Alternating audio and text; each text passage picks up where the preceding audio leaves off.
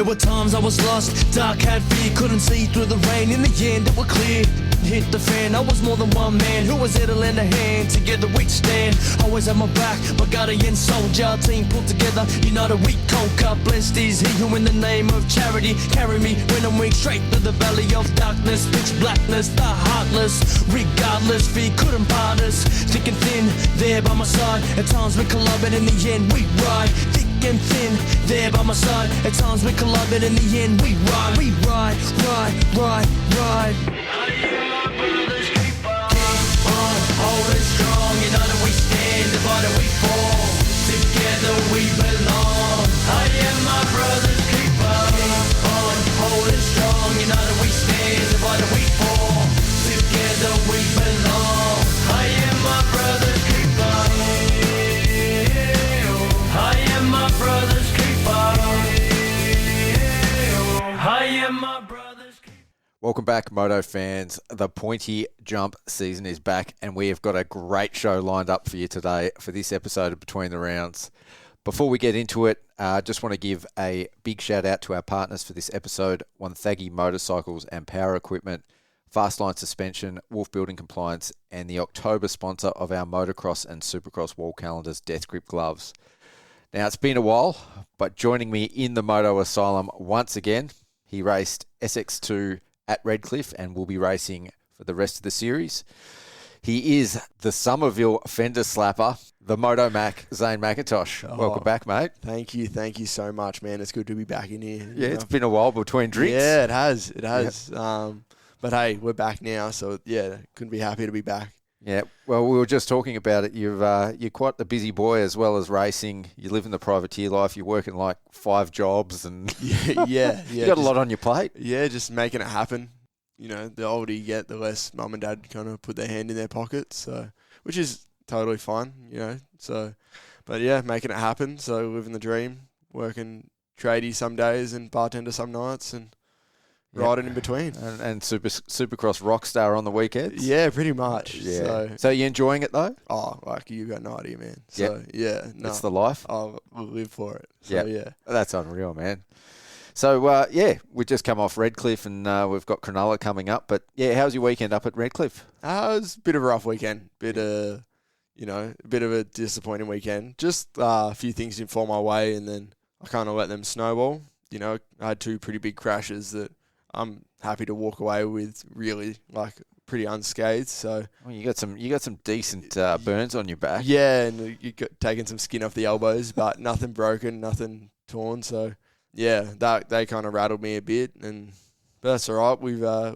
I've had a few days back on the bike and nothing hurts too much. So I'm keen to turn around for Sydney this weekend. Yeah. So what happened? I just we'll obviously get into the weekend and a lot more detail, but what happened with your crash? Because I saw some photos. You got like 4 big burn marks on your back. What happened there? Yeah, so... And that was on Saturday, right? No, that was the Sunday one. Oh, that was Sunday, yeah. Yeah, Saturday I missed the third last whoop. Or I missed one of them with my front wheel. And doesn't really matter which one. No, and then I had a set of bars punch me in the mouth, and then I was going out the front, so that was sick. And then, rode off a set of bars and a few things, but it's all right. And then Sunday... that back rhythm where Byron Dennis got claimed, just that transition, like the small to big was really a little awkward, just landed deep, just my own error, and then the bike kind of spat me a little funny, and I got real kind of crossed up into the berm. Bike fortunately fell back on me, and the fresh acro took a bit of Zane with it, so ended up in the race safe truck and sat there for about an hour while they pulled my lovely Thor gear out of me skin, so that was pretty sick. Oh, lovely. Well, I saw a photo of that, and then I thought, that's Zane done for the day. Yeah. And then all of a sudden, LCQ, you're on the line. I'm like, what's going on here? Yeah, come back out for the heat race and that, and, had a crack, but I was pretty tender and definitely wasn't quite right into the extent, but I was happy I didn't really leave anything out there. Yeah, with burns, it tends to be worse, the day after or the next couple of days where you're pretty stiff. Oh, that was the worst drive home of my life. That was wasn't much help to Dad because I couldn't really have my back touch the seat. So I was kind of hugging a pillow, kind of leaning across the dash for a bit. And it was, were his ears burning as well? Oh, yeah.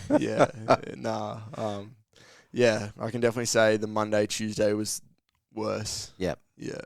No, but you're all good now. You've been on the bike. All good. Everything's healed up pretty well. So I luckily avoided infection or anything like that. So they've all healed well, and they've just got nice little few little scabs and stuff. But otherwise, pretty good. Bit of pink skin. Yeah, exactly.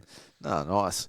Well, we'll get into the actual racing and the results shortly. But it was the first round for the 2025 the Boost Mobile AUSX. I think that's Australian what they're calling Supercross Championship. Presented by Monster Energy this year. Yep, I'm not fully corporatised. So we'll leave that for the official commentators. That's it. Yeah, but what were your thoughts on like these opening rounds? I think we're at Redcliffe again. You raced there last year. It was a double header, which means we raced Saturday and Sunday, 2 full separate independent rounds. Saturday, I think we had 15,000 in the stadium. It was pretty much full, which was awesome. pretty sick. Yeah. Yeah. And I think the official narrative is that there was 50% on Sunday. I think it was a bit less than that. It looked like that to me, but still they were still right I'd into argue they were it. nearly louder. Oh, yeah. The day, there was, still, the crowd still looked very full. There was a lot of empty seats on the back lane where the triple was. Yep. But either side were both still fairly full, and it's busy in the pits and stuff, which is always good to see. Yeah, and it was a totally different vibe in the crowd on Sunday. I feel like Saturday they were like all the hardcore Supercross fans, like they knew what they were watching and they were sort of into the racing. Whereas on Sunday they were sort of in for the show. Excited to be there. Yeah, they were.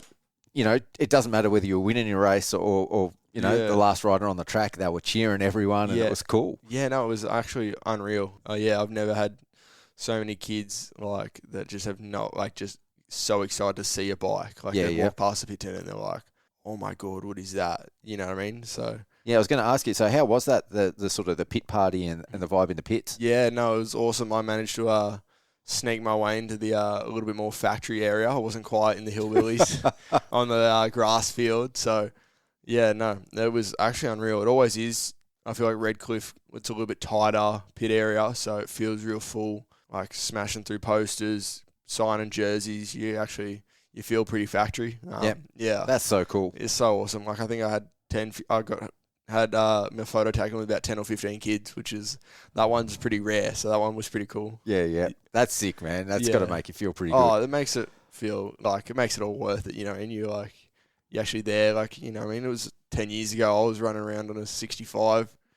Getting as anyone I could to sign my jerseys at Supercrosses and stuff like that. So it's pretty cool to come full circle with it all. Yeah, I love the fact that they're setting it up, and especially this year. Last year was pretty good, but especially this year, it looks like they're setting it up to portray you guys as superstars of the sport, which is it grows the sport. It helps grow the sport to the next generation, by putting you guys up on a pedestal rather than, make it seem grassroots. Yeah, it actually promotes the sport in the right way. Yeah, no, absolutely. Yeah, no, it's always a cool feeling being in a packed out stadium and things like that. No, awesome.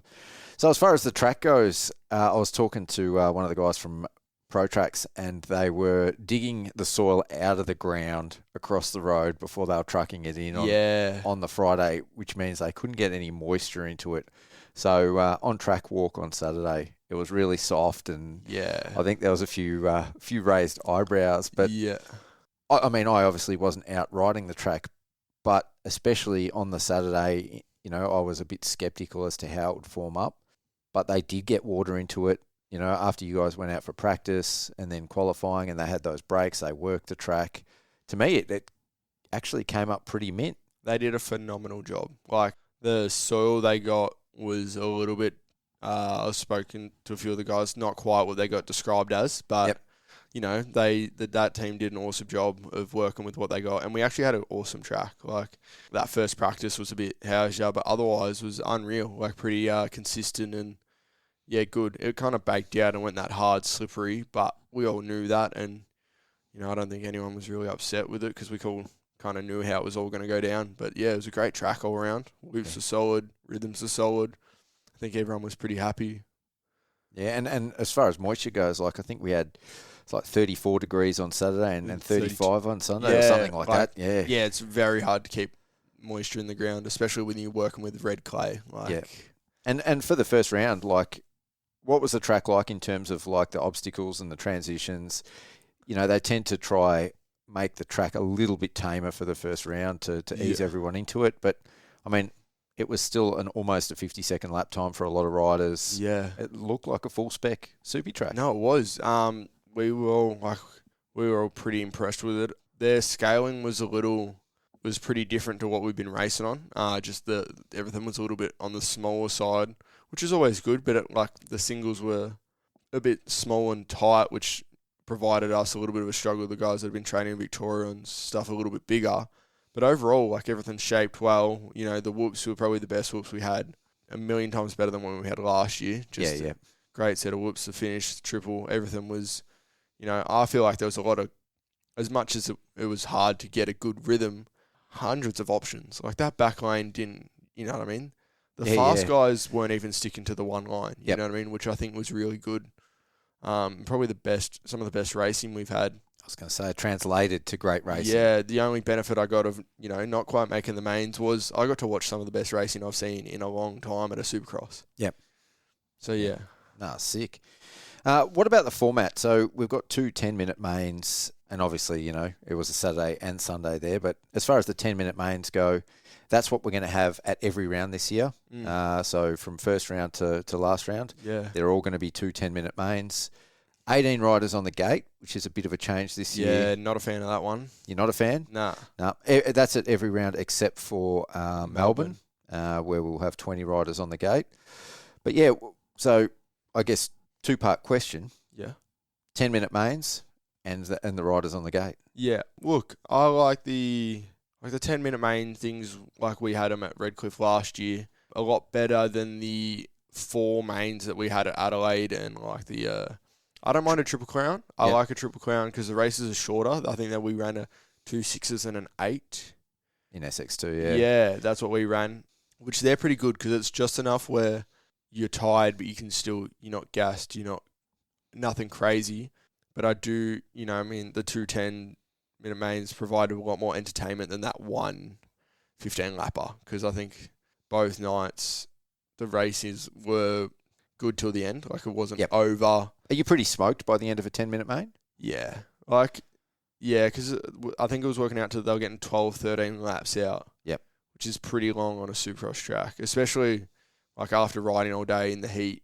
That's close to nearly 2 full 15-lap mains. Yep. So, yeah. But, saying that, we didn't have a lot of riding time during the day. We only had a 5-lap heat and a 4-lap LCQ. 2 8-minute practices, yeah. Yeah, so, the 2 10-minute mains is more than what the rest of the riding was in the rest of the day. So, I think, I reckon it's going to be good. Yep. So, how was the weekend for you?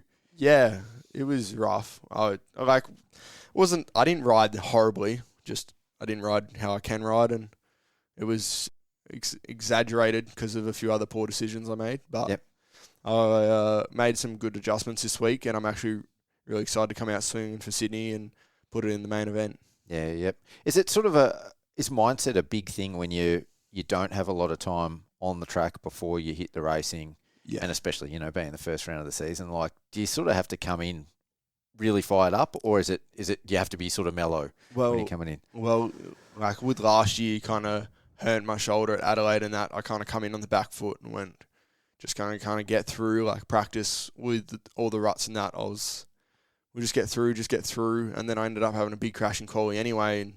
And then I kind of had to then try and wick it up and just made a lot of mistakes and just wasn't really in a good flow. So I think you always got to try and find that good balance, which is hard first round. So I think everyone goes back and enjoys the 2 weeks they get to make some adjustments. Reassess. Yeah, because every time, doesn't matter. Us privateers don't get a great amount of time of prep, but doesn't matter what setup you have going into round 1. I feel like everyone leaves round 1, unless you win, and goes, there's a lot of things we've got to work on that we didn't realise. Yep. In terms of the rider numbers, I think SX2, which is the class that you raced, but SX3 was the same, and even SX1 had, more than one full gate. For you guys, it was nearly 2 full gates, worth of riders. So the heat races actually mattered. The qualifying actually mattered. Yeah. What was that like, having that many riders to compete with? Yeah. Did you feel the pressure of trying to get into the main? Absolutely. Because, the heat races felt like a main with us having, Factory guys. And we had 16 riders. Only the top 6 go in. So, there's so many more guys on the gate. Like the LCQ, I think, had 14. Yeah, I think the LCQ had 14 riders, which is like, you actually have to get a good start. Like, you can't just go, okay, I've just got to beat 2 guys. So I just got to, it was, I feel like the racing was a lot better, but my lack of races and gate drops this year was very evident, especially the first lap or two. Just that intensity and fight and things were a little bit off, but... How is your shoulder now? Yeah, my shoulder's good. I spent a lot of time with John Park getting that thing dialed in. I took 14 weeks off, but I'd say it was probably 6 months before I felt close to good on a bike, back to 100%. And then that was probably the same week as I broke my back at work. So, then you have another 8 weeks off and all the other parts. But yeah, back healthy and excited to go racing. Yeah, you sort of alluded to it just before about how sort of aggressive and close the racing was. What do you take that down to? Is it because it's the first round, or is it because there's so many riders and it's a very, there's basically so many riders there. There's bunches of riders that are very close in speed, whether it's at the front or mid-pack or towards the end. Like, how come there was so much great racing? Yeah, and I think... Or was it the track? No, well, I think the track helped because there wasn't... because the turns stayed pretty open, you could kind of cut under and actually allow for good racing. But I think because a lot of the guys were so close, that you had to make every position count. You had to make every turn count. In the heat races, you couldn't just settle for 6th place. The guys from 10th were trying to get through. Everything you did was at 110%. Yep. So, yeah, I think that intensity and... especially the MX3 class and SX2 class, everyone's fighting tooth and nail. Oh, yeah. You know what I mean? At all times. So, yeah. Coming into the weekend and even on Saturday, I was sort of pretty critical of only 6 qualified per heat, and then you've got 6 from the LCQ. I thought it should have been, 8 from the heat and then 8 from each heat and then 4 from the LCQ go through. Yeah. But I think the way it played out actually made for better racing and a better show. And especially the LCQ, man, they were carnage. That bubble, around from 4th to 8th was just insane. I think that is I like the 666 better than the... 8. 884. Yeah. Just because... 88. It would be 882 now. 882, yeah. But yeah, my maths is off. That's right. But I think the 7, if you ran 774, it'd make not as much different in the heat. But a lot of the LCQ, because you can get to 6. If you're start 10th, you can get the hope still there. Yes. If you start 10th, you're not getting a 4. Yep. I feel like it takes some of the people out of the race instantly. Yes. You know what I mean? And if you don't know if you're because we're not allowed pit boards in the LCQ, which is crazy to think if you're going for a transfer spot. Yep. So you don't necessarily know where you are. In 5th, 6th, 7th, or 8th. So you're kind of running around. You're kind of trying to spot Dad, and he's throwing your fingers, and you're like, oh, is that? You know what I mean? Or you just. So yeah, you're just kind of oh well, I can see some people in front of me, and this dude behind me is trying to pass me, so I'm going forward. Yeah, well, that makes sense because there was dudes within the transfer spots trying to take each other out, and you're like, what are you doing? Yeah. You're both in. Yeah, so that was pretty hectic. Unreal. Have you had a chance to watch the TV telecast since the weekend? I haven't watched Sunday. I've watched most of Saturday and the highlights through the TV and whatever, but no, I haven't sat down and had a full run through. Yeah, I thought the presentation of it was really good. I've only watched Saturday. I haven't had a chance to watch Sunday yet. But the racing, to me, the racing was so good on the weekend. So good. and somehow it just wasn't captured on TV. Like, Yeah. I don't know. Yeah, I can't sort of explain it. Yeah. I think, like, when you're sitting in the stands and you can see more than, like, when it's on TV, you're only watching a little section, or you're watching 2 or 3 riders, where when you're sitting in the stands, you're seeing this person and you can see this, and you're watching There's shit going on everywhere. you know what I mean? And this side of the crowd's going, oh, and you're looking around for it, and this and that, and you know what I mean? You're hearing someone a limiter over there, and you know what I mean? So there's a lot of, like, especially, it was nearly better to watch some of the fast guys come through the pack, or like, and there was a lot of that. There's a lot of that. I think even the 250 class or the 450 class, the battle from like 4th to 7th, the last few laps of the second heat, second main, was insane. Yep. Like, and you know what I mean, it was some of the greatest racing I've seen in a long time. And it's, you know what I mean, half of it's spent watching Dean Wilson out front, obviously. But yeah, I think you lose a lot of that mid-pack battle. On the TV, yeah. No. Well, hopefully that's sort of something that they can reassess sort of for the coming round, is to try capture a bit more of the action. I don't know how it's set up and whether they've got a spotter over here like they do in the US or anything like that. Yeah. But, there was so much good racing. And I think the moral of the story is, if you're listening to this and you've got a chance to go to one of these races like this season, you know, and we'll get into the racing now, it's going to be epic. Yeah, this is some of the closest racing, like, yeah, apart from Dino kind of out front in the 450 class, I don't think anyone really showed great dominance. Like, I feel like everyone was just so up and down, and people that you'd expect a little further back were way up front, and the guys that should have been up front were, you know, floating around in the back, and there was, Yeah, it was great racing. Yeah. One last thing before we talk about the racing, the tough blocks. Got to mention it. It's a storyline of the event. Yeah. You know, it's something that we whinged about on the podcast. Yes. Years gone past. They've gone to the triangle ones. They were unreal. Better visibility, like for the branding. They weren't blowing around in the wind. Yes. And it was windy on Saturday. Yeah. You don't clip your foot pegs on them. Yeah. Yeah. And there was a couple of riders that sort of went off track and got the tough blocks underneath the bike. And they just leant down and you know, wrestled the block out from under the bike, but they were able to get it out. Yeah. It didn't end up getting tangled in the, you know, in the wheel or around the sprockets or anything like that. So, yeah, man, so much better. Oh, so much better. Yeah, as someone who's watched him evolve from the old cardboard box to the, you know, this and that. And the hard polystyrene ones. Oh, yeah, just, you know, I mean, it was awesome to see it. Like, I could only imagine how much they cost or this and that, but definitely, I think everyone was happy to see them out there. Yeah, and they're foam, so like soft. Oh, yeah. Unreal. So, guys on the line, I think one of the biggest talking points, you know, for Australian Supercross for this season that's been different to years gone past, the number of factory guys on the line in every class this year. I think I counted through before, but there's like at least a dozen factory guys. Yeah. And we're missing some of the biggest names as well, which was a bit of a surprise. Yeah. Yeah. Like, what were your thoughts on that? Is that a good thing for Australian Supercross? It is. It is. Like, I think as well, that's a big reason why the racing was so good. Like, the gap from guys isn't as big and isn't as evident.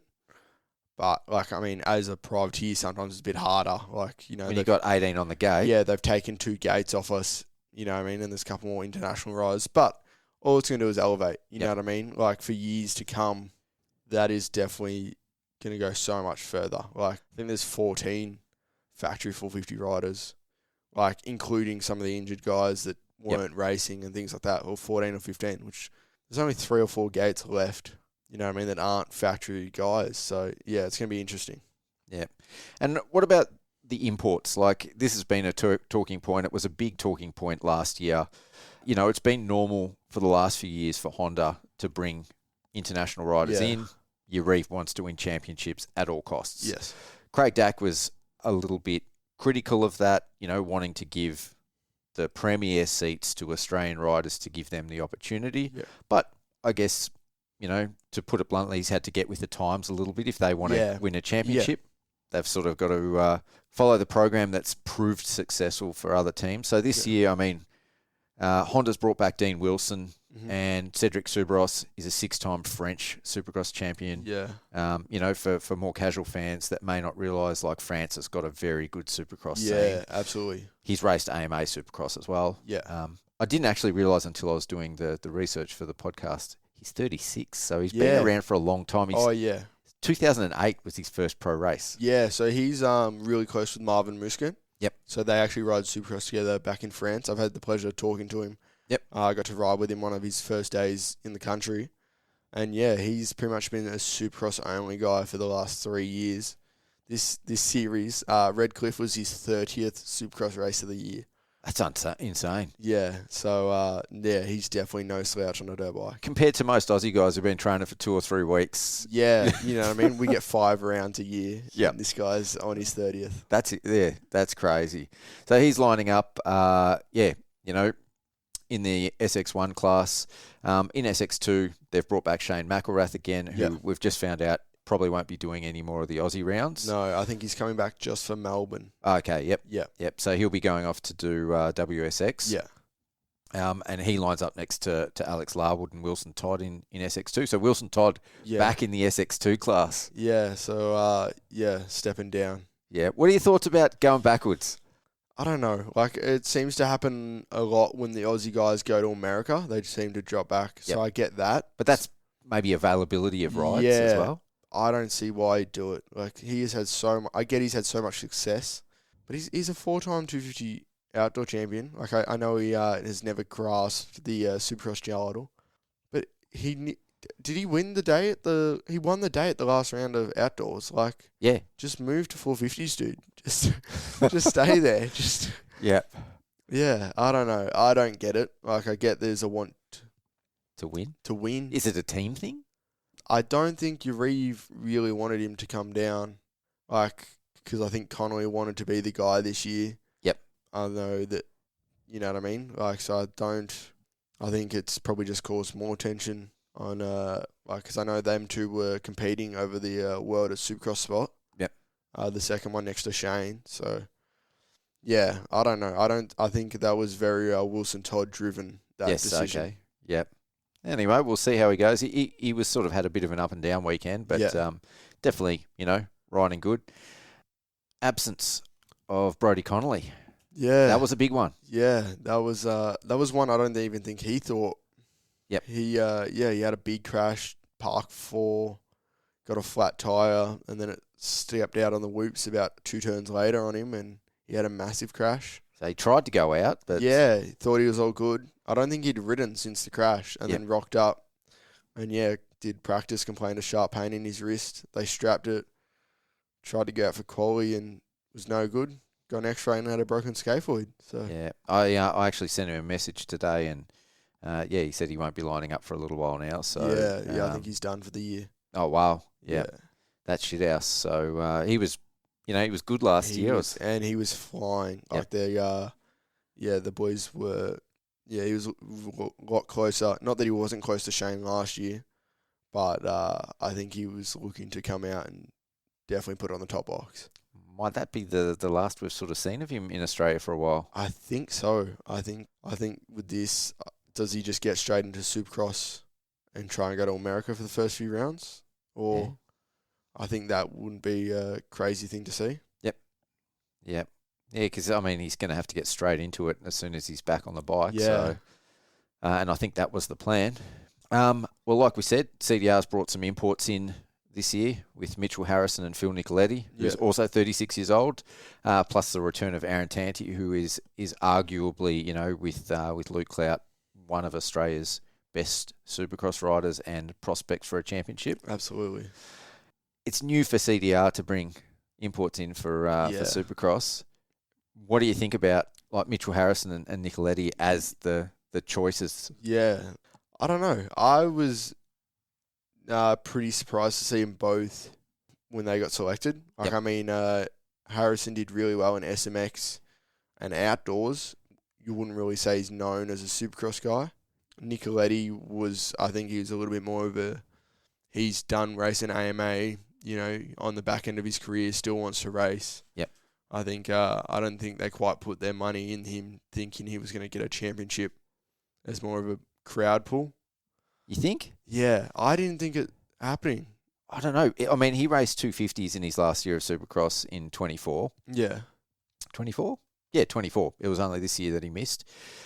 And he had like 3 or 4 top 10s in 250 Supercross in the States. Yeah. That's got to be comparable to Dino the last couple of years. Yeah, look, Dino just seems to pick it up when he gets to Australia. Yeah. But, yeah, I thought Harrison would have given him a good run. Same here. Yep. I thought they were going to be a clear 1 and 2. But, yeah, no, they were... I don't know if it was just the track and, you know, because Australia is very different to American Supercross. So, I don't know. Yep. KTM also followed suit this year, bringing Yeah. Dylan Walsh over. That was a bit of a surprise. Yeah. And, yeah, Nathan Crawford not racing those first 2 rounds. No. Well, he was also supposed to be Darwin and pulled out of that. A pretty serious ankle injury, That's what right. I heard. Yep. And then he wanted to get back and race, but just didn't quite get on the bike in time. But I think he's racing this weekend. In Cronulla. Yeah, well, he's been on the bike this week. Yep. I haven't seen him post on a Supercross track, but he is back on the bike. So whether or not he's trying to get a couple rounds in or if I don't know what he's doing. But yeah. I can imagine if he's on the bike, I imagine he'll go out for practice and see how things go. Yeah. You'd have to think, Yeah, really. Absolutely. Yeah. Empire Kawasaki, Luke Clout flying solo. Yeah. What happened to Matt Moss?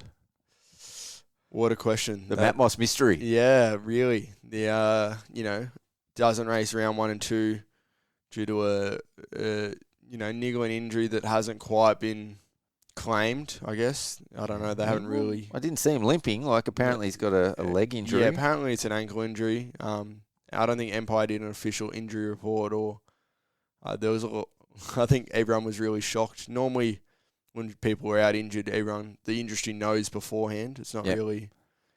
Yeah, I think a lot of people were very surprised. Wasn't, and then apparently, my EB racing internationally this weekend, not at Cronulla, is what the rumour mill is cooking up. So we'll see whether or not that's true. So yeah, very confusing. Strange situation. I mean, I was said it on the podcast.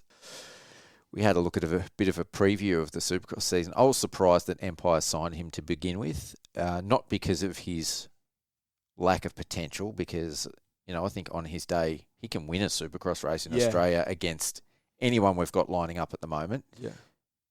But he's just been so hot and cold and I guess volatile the last couple of years in everything, whether it was outdoors or Supercross. He's had a lot of injuries. Yeah. He's had flashes of brilliance, but some big crashes as well. So and you wouldn't be really that outrageous to say that last year at CDR was pretty underwhelming for him. Yep. Even his good days weren't. I don't think he put it on the box at any of the rounds. You know what I mean? As someone who you could argue could have battled for a win, like we all know he can, didn't really show that potential. Yeah. So yeah, I think the last time I can remember him doing exceptionally well was at the Adelaide Entertainment Centre in 23 when he was running down, like he was ahead of Brayton and running down Dean Wilson. Yeah, and then he had that big crash at Newcastle. Yeah, and two big crashes. Yeah, but very true. I don't think he's been Matt Moss since then. Yeah, because 22 he nearly won it. Beat Brayton. He was getting hotter and hotter. 23 starts with a bang. Then he just didn't show up for 24.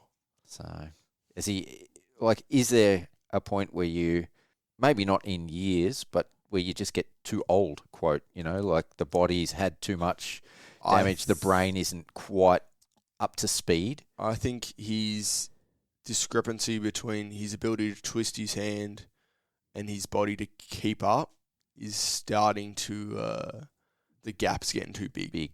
Yep. Yeah, that's not a bad way to put it, actually. Yeah. I think his drive to win still there.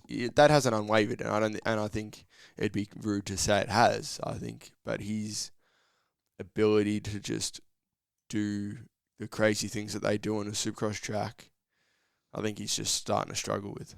Yep. Yeah. Well, I guess with a bunch of bikes sort of sitting there unridden at the moment. Yeah.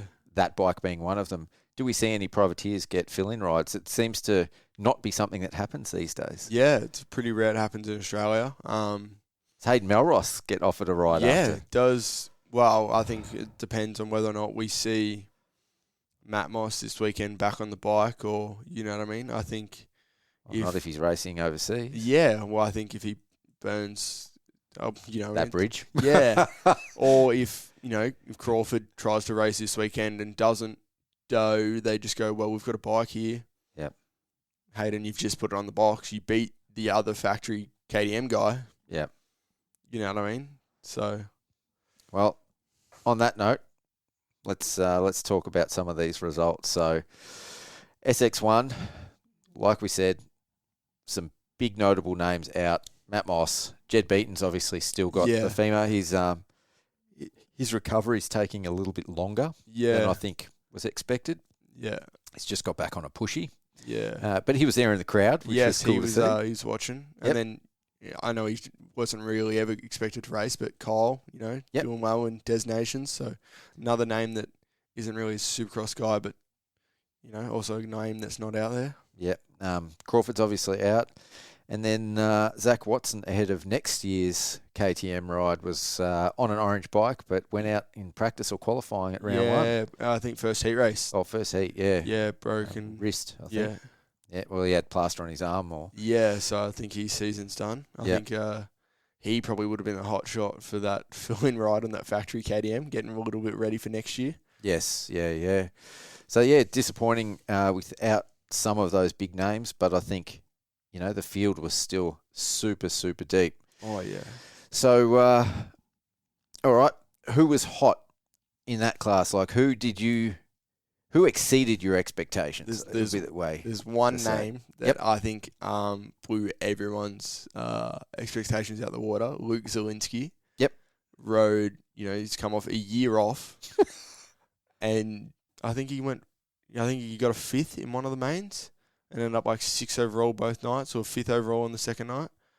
Off the top of my head there, like, what a guy. And I mean, was comfortably in 4th.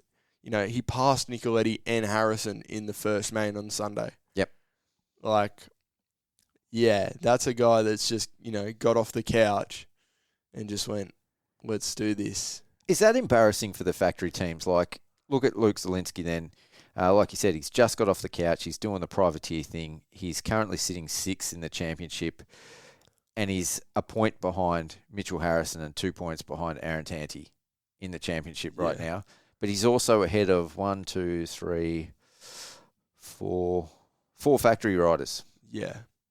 Is that embarrassing for the factory teams? Look, when they're like, oh, we don't want to bring these international riders over, and then he finally pulls the trigger and does it. Yep. Just for them to then get smoked by... not smoked. Them guys rode well, but to still be beaten by... Yeah. I think... Well, you got to think, like, those factory teams have spent a lot of money on those internationals. They're getting paid. Yeah, whoever the scouting guy is for them factory teams, I think he's looking for a new job this week. Yeah. Should have been looking a little bit closer to home, I think. Yeah, no, absolutely. Yeah, because there's a couple of guys there. Well, I'm gonna counter your Luke Zielinski running hot with Hayden Melross, man. Yeah, like what a ride. Very emotional afterwards. Career-ending injury. He was told he wouldn't be able to walk properly again, let alone race a dirt bike. He's obviously super driven. Yeah, it was his dream, but he's committed and he's realised that dream. Yeah. What just consistency. Same as Zielinski, actually. Yeah. Speed. Yeah, and just the... Rang a bunch of factory teams in the lead up to the season. Yeah. Couldn't get a ride. None of them were interested. No. And this is a guy that's done well, like in the AMA. Realistically, should have won the 250 championship in 2017 before that. Yep.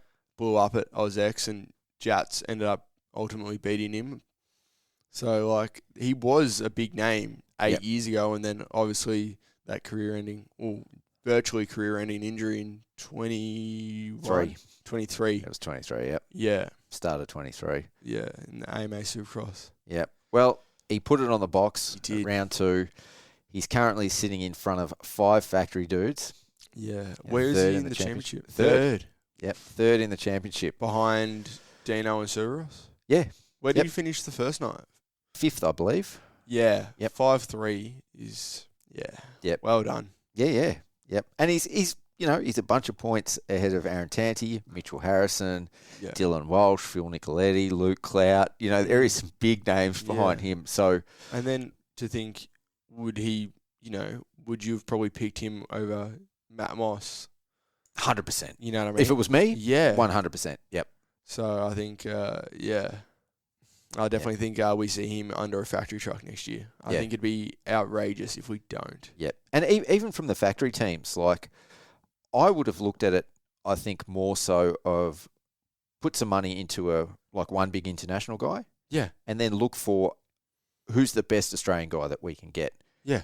And he would have had to have been in that conversation. Like I think, would he get sixth in the championship last year? yeah, something like that. Yep. And that was his comeback, yeah, and actively showed great signs. He got third in a heat race. Yep. Behind Dino and Savachi. Yep. Because in Australia, I think arguably, quite reasonably, you could make the case for him being the third best guy on the track. Absolutely. You got Clout. Clout has to be the fastest Aussie. And Tanti. Yeah. Tanti's been more up and down, but yep. you go them two. Yep. Then I feel like it is a fair claim to say him. And then you'd probably going into the season, I probably would have put Wills above him. Yep.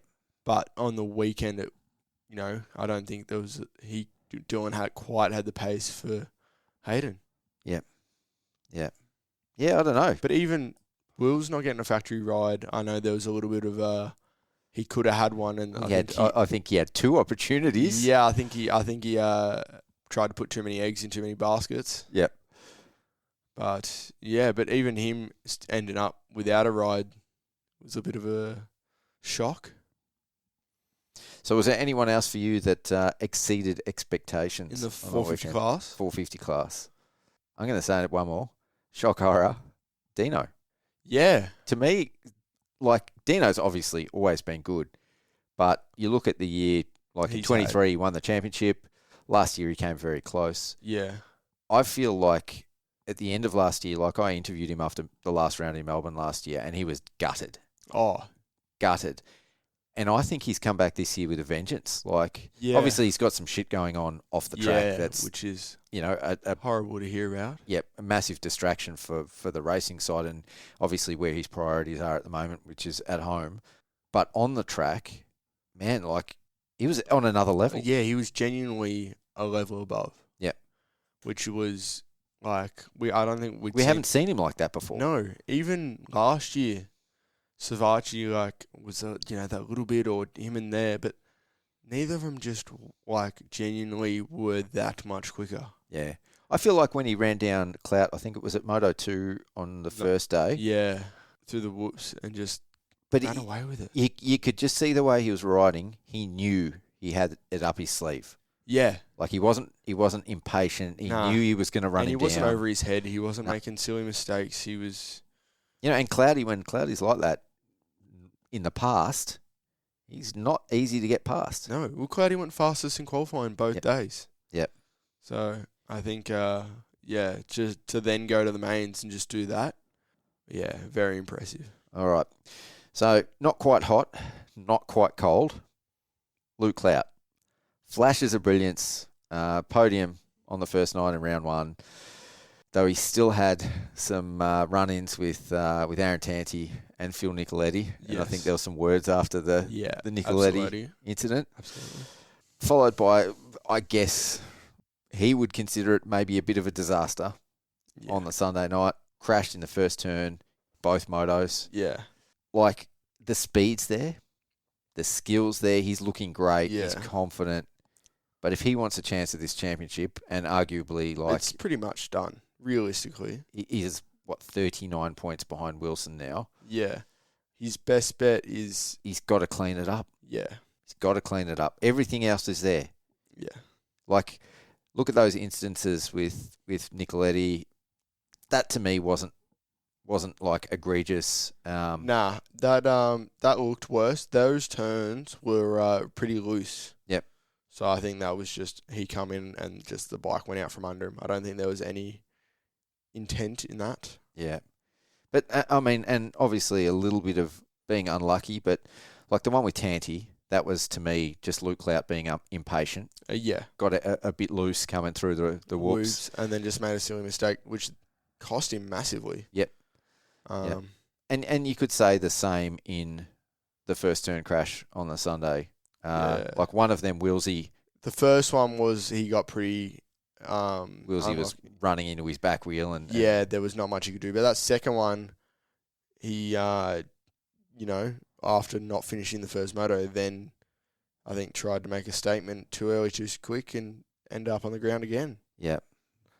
And then even when he come through the field, he just was not calm, calculated, cloudy. He was... He's smashing dudes out of the way. Yeah. Great to watch. Yeah, it was great entertainment and, but I don't think it was helping him actually get that far up the field. Yeah.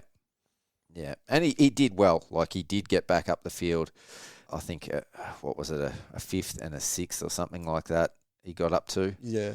But that's not where he wants to be. No.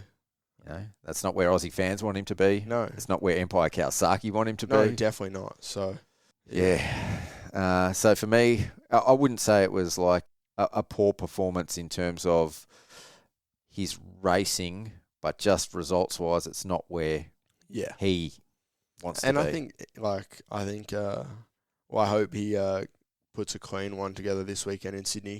His home round. Yep. So, yeah, I think he does well. Again, in the middle, Dylan Wood, been racing over in the US. Yeah. He's got a very Supercross-focused program. Yeah. I actually thought he might do a little bit better. Yeah. I also thought very similar. He by no means looked bad, but where he sat, I thought he would have been about 3 or 4 places higher. Yep. Yeah. Great dude. Like, love the dude. Yeah, love chatting to him. But, I was a little bit underwhelmed with how he raced. And he's been good in Supercross in previous years too. Absolutely. So yeah, I don't know. Yeah. Don't know what's going on there. Maybe, the acclimatisation back to Australian racing, the bike. Who knows what he's, what's different compared to the bike he's got overseas, or if it's the same. Yeah. I'll have to ask him. Another one that was not massively cold, but my boy Liam Jackson. I was a little disappointed in him. Really? Yeah. He you watch that man ride a dirt bike, especially this year. He's got some skills. Yeah, watching him, he had a better motocross season this year. I think he had a bit more confidence in him, bike fitness. I think I expected him to put it a little bit more together with those couple places higher up. Yep. I think he was around that 11th, 12th mark. Yeah, 11th overall. Yep. Yeah, so I thought he'd be knocking on the door of an 8th. You know what I mean? Maybe with a good start, pushing up, but he was coming from 18th in both mains and dancing around with the guys in 15th until a couple laps to go. So, yeah, but I mean, 8th is a big call when you've got like 9, 10, 11 factory guys. Yeah, like 8th is starting to. It's hard, Yeah, very true. But I know what that guy's capable of. And, yep. I know. So what is it for him? Is it just putting it together on race days? Is it fitness thing? That's all it is. No. I think he's probably the best he's been off the bike in a long time. Yep. And I think, because he did the spin on that Beatons program this year. So training with those guys, I think it's helped him reach his potential. But I think a bit of first round nerves really got to him. All right. I've got some names here for me, but was there anyone that didn't live up to their expectations for you in the SX1 class? I expected Dylan Walsh to go a little bit better. Not overly, but he actually looked like he didn't have the speed, as in those, like, did you watch how he got eaten up by some of those guys in those mains? Well, yes, and that's exactly the note I had. I felt like he had the speed, but he tapered off. Like the first couple of laps, he was blitzing. Yeah. And then it was just started to taper off and got eaten up. Yeah, I I don't know. I don't know if we Are we going to see him improve throughout the series?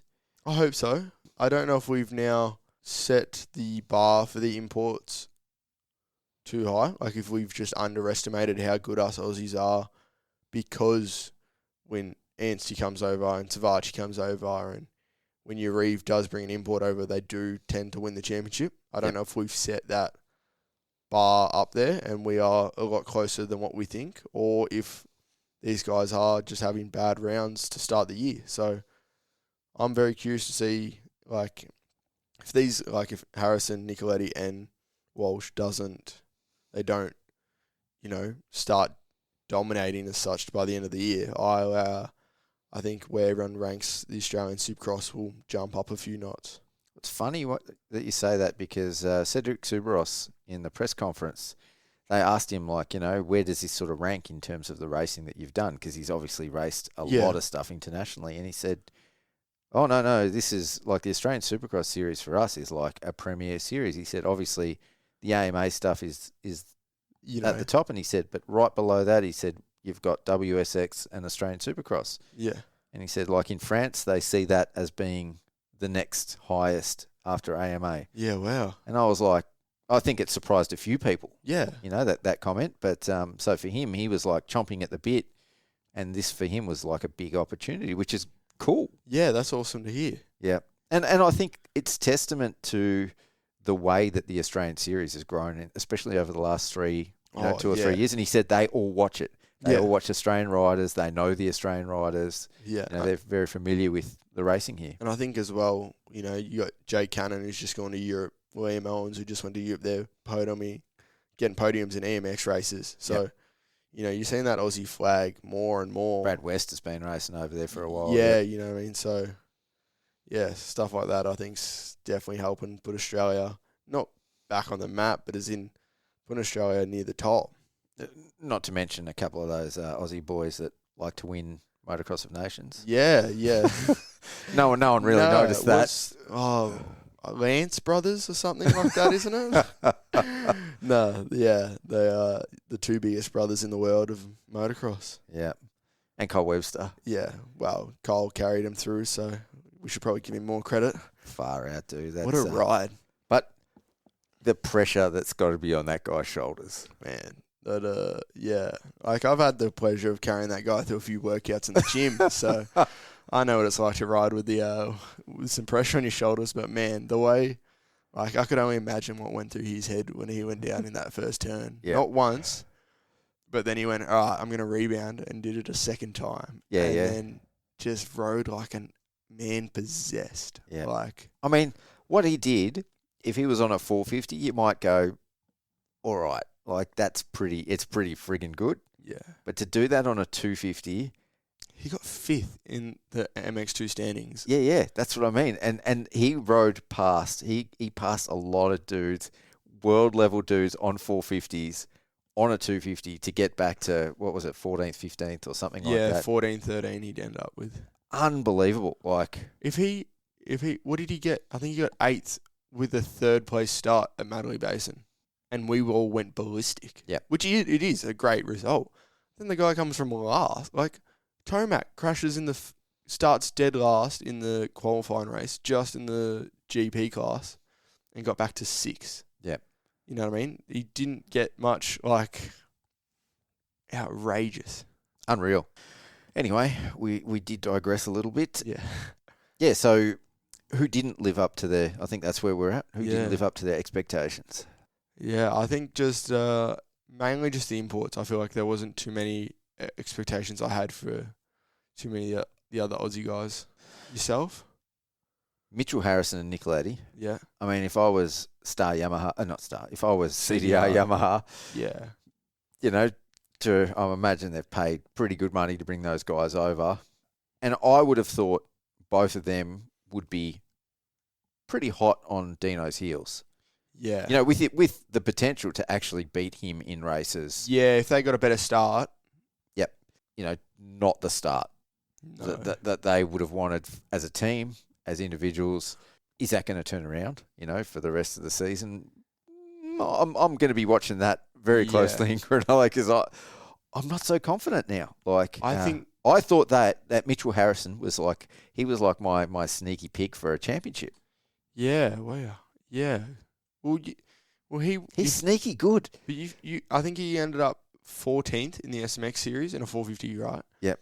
Dino obviously didn't have the greatest season, end up qualifying. I think he beat Dino in all races of the SMX series. Yep. Like, you know what I mean? That's not outrageous to say that, you know, if Harrison comes over here and, you know, gives it to Dino. Like, I'm not saying he beats him, but shows him a wheel. So, Yeah. So I guess before we move on to SX2 then, you know, we've seen these guys on the track now for 2 rounds. Is there anyone that beats Dino this year? Barring disaster, but in a straight up race, is there anyone that's going to beat Dino? Nah. I don't think unless we go to a round and Cloudy, I feel like Cloudy's the only one that showed the speed to genuinely hold him off. Yep. Cloudy beat Dano last year at Redcliffe. He won that one race. He didn't win the overall, but he won a race. You know what I mean? I think he's really got a chip on his block, like on his shoulder now, especially after the disappointing Sunday. Yep. So I think, yeah. Does he show him a wheel? I think so. I think he will happily run him high in a turn. Yep. He's shown that he's not afraid to make contact, but I think he's also the only one that will run him wide and still, you know what I mean, won't just have his doors blown off in the next rhythm. Yep. You know what I mean? So What about Cedric Supercross? he was him and Dino are completely different riding styles. I don't know if he gets it done. I mean, I think his best shout is like an Adelaide.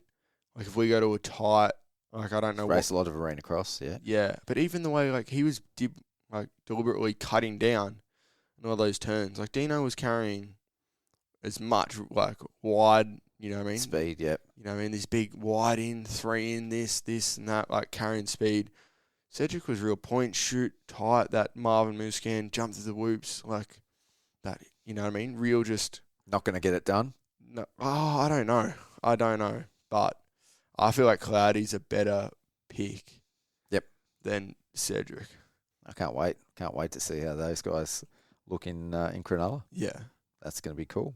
Okay, well, before we move on to SX2, I think it'd be a good time to call in one of the riders that raced in the SX1 class at Redcliffe. Okay, racing for the SFC race team for the second year.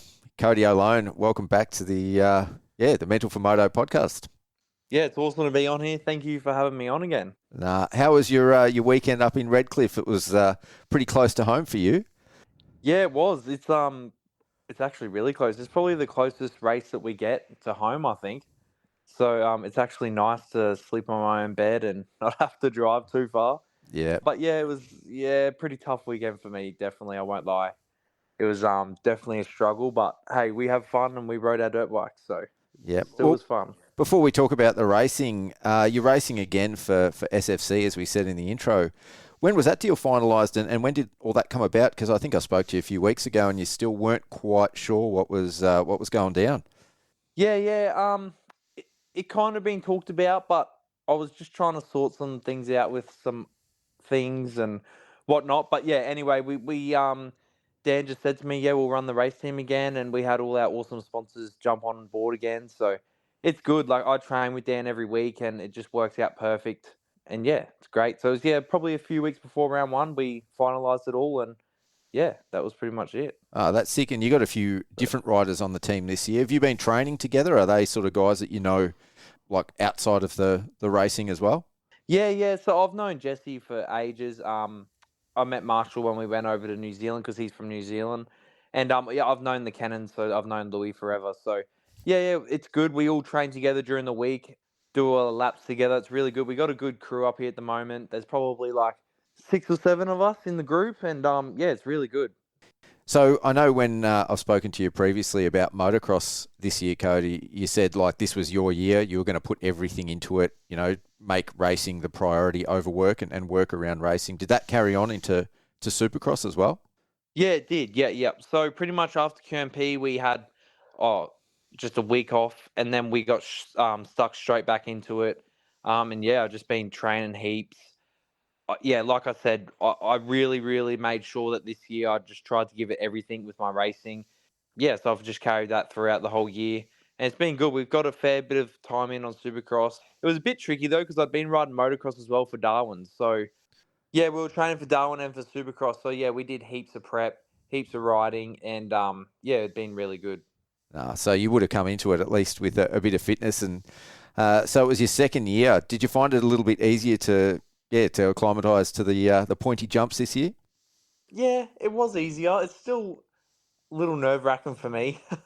I'm just trying to get a little bit more confident with it, but Yep. yeah, we're getting there. We are getting there, and it definitely felt a lot different this year to last year. That's for sure. Well, talk us through your weekend. We'll start with the Saturday. It wasn't probably the start that you were hoping for, but yeah, tell me about it in your words, mate. Yeah, the weekend I just felt like I don't know. I really don't know. Nothing really went my way. I felt like and it was all on me. I didn't execute my starts. I put myself in bad positions all the time. I wasn't even jumping all the rhythms. It was just one of those weekends for me. Hey man, it really was. I can agree with you on that one, man. It was a weekend I would like to forget as well. It's not. Nothing. I don't. You know when you're just riding and just nothing really feels right. Yeah, and it feels like that's how I felt. You're trying so hard and it's just nothing is working. Yeah, is it a nerve thing? Is it a nerve thing, or like are you sort of getting so good at training on one particular track that when you sort of get there, it's a bit of a shock to the system? Like what's behind that? I struggled a lot. Like my track at home and even Boydie's is pretty big. Like the weekend, everything was a little bit smaller. The transitions were a lot closer and the turns were a lot tighter. So I just adapted poorly. Like I should be able to, adapt to the track and stuff like that. But I struggled massively. Like I don't know about what you've been riding, Cody, but what did you think of the track on the weekend? Yeah, I think the tracks we've been riding are quite similar. Okay. So yeah, it was like just for me, I just felt like like you said, I was trying really hard, and there was no lack of effort from me. I just wasn't I just had no excuse. You know, there was just no. I really don't know what it was. Like, I just didn't do all the rhythms. I put myself in bad positions. I got a good start in the LCQ, and then like jumped off the track. Just weird stuff. Yeah. Things that I just shouldn't be doing. So you're not doing that on the practice track? No, I haven't been. And there's no tough box either. Yeah, oh man. Last week we did a lot of start practice, and we did races. This week and last week we've been doing races, going into the corners and all that type of stuff. So just trying to get better at it, because that was definitely where I lacked. Yeah, was there a bit of nerves, because I saw DMC sitting up in the stands. Yeah, he was keeping a close eye on all you boys, mate. Did that add a little bit of pressure? Not so much from Dan. It was just I knew it was going to be hard to qualify, and all the rounds are going to be hard, and I definitely got to be on to qualify. So I was definitely nervous for that. I won't lie. But I felt like once that had happened, I was like, okay, I'm going to be good for the mains. But then it just kind of got worse. Did you rebound I just needed for Sunday? to execute it better, which I didn't. So. Yeah. Did you rebound for Sunday? No, I didn't. And that was what annoyed me more. Yeah. And definitely annoyed Dan more. Yeah. So what was Dan's thoughts sort of on the weekend? Was he like I said, he was watching? Did you get sort of feedback off him? And how was he sort of feeling about you guys? He definitely wasn't stoked. The thing I love about Dan, and I think that's why I definitely improved this year, especially in motocross, is he doesn't sugarcoat anything. He will barely ever give us compliments, and he's always up us. Yep. Always. And he wasn't that happy on the weekend. He was definitely said what he thought. I didn't really hear from him Saturday night. I actually left the track without even hearing his opinion or anything. Is that a bad sign? Yeah, it is. That's a bad sign.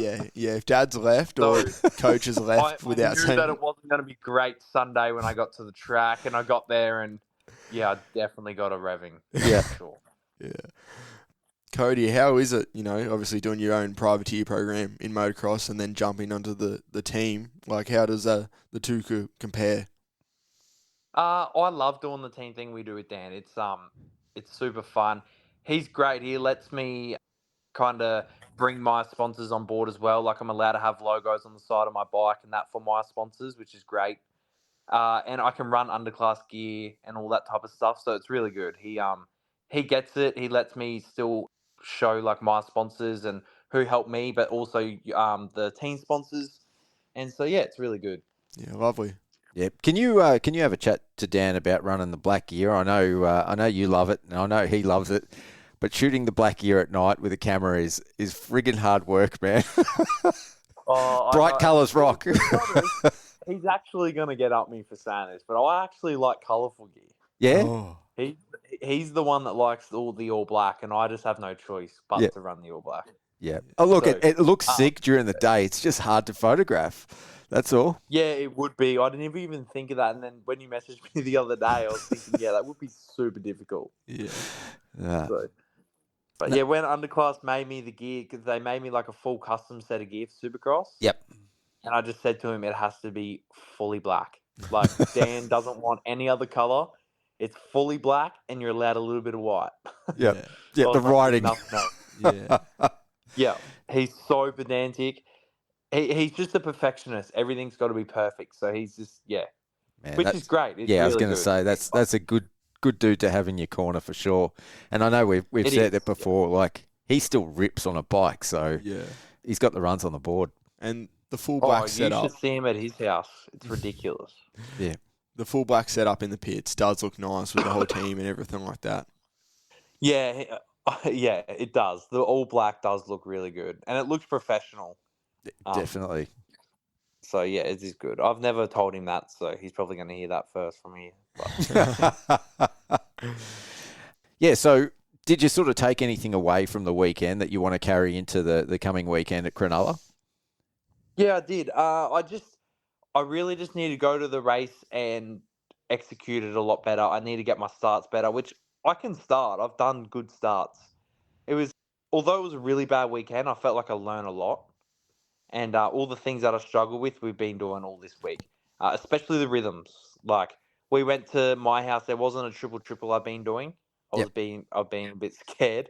So first day back on the bike after Redcliffe, we went straight to my track, and Dan made me jump that triple. That was happening right then and there. Yeah. And it didn't. I did it in the morning, got a bit sketchy, and then we've been riding a bit with Jace Cosford, and he was doing it because he's incredibly he's an good on a animal. bike. Yeah. Yeah. And I was just like, man, I got to do it. So I just started doing it. At the end of the day, thought, I'll do it once or twice and I'll get away with it. And Dan's like, nah, you're not leaving till you do this multiple times in a row. So we sat there and I had to jump this triple that I was so scared of, like heaps and heaps of times. And then I could finally go. That's a sum up of Supercross as a privateer. Yeah. For you guys, is that sort of something like, do you have to go out, or is it better to go out in like pracky and qualifying like early in the day, even though you're probably not sort of fully tuned in and totally comfortable just yet? But do you sort of have to hit the rhythms early? Does that set the tone for the rest of your night? You just got to sack up and 100%. Yeah. Like, I think that's what was like my biggest downfall was like practice. Obviously on the Saturday was very difficult conditions. Soft, really rutted. So on a 250, I didn't even really attempt any triples in the rhythms, and then a cartwheel like third lap of the qualifying. It was not a good start. So then by the time I got to the heat race, I'd done like 5 laps and had done none of the fast lines. And it was just went downhill from there. Yeah. What about you, Cody? Yeah, well, like, honestly, my main priority is to go to Cronulla and jump all the rhythms straight away. Yep. It's something that I don't do a lot. I really, like, most races last year, I didn't even jump the main rhythms. All season, really. Really? And it's something that's really bad, and I really got to fix it. So that's my main priority. Like, on the weekend, I wasn't jumping all the rhythms. What were you doing in the back lane, if you want to admit? Like, because Oh, that was giving me hell on the 250. I was only going 2-2-3-2-2.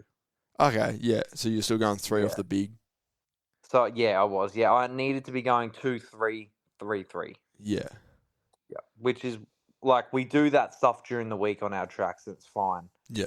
So yeah, I just need to be like those are the things that I definitely have to fix up for the next few rounds.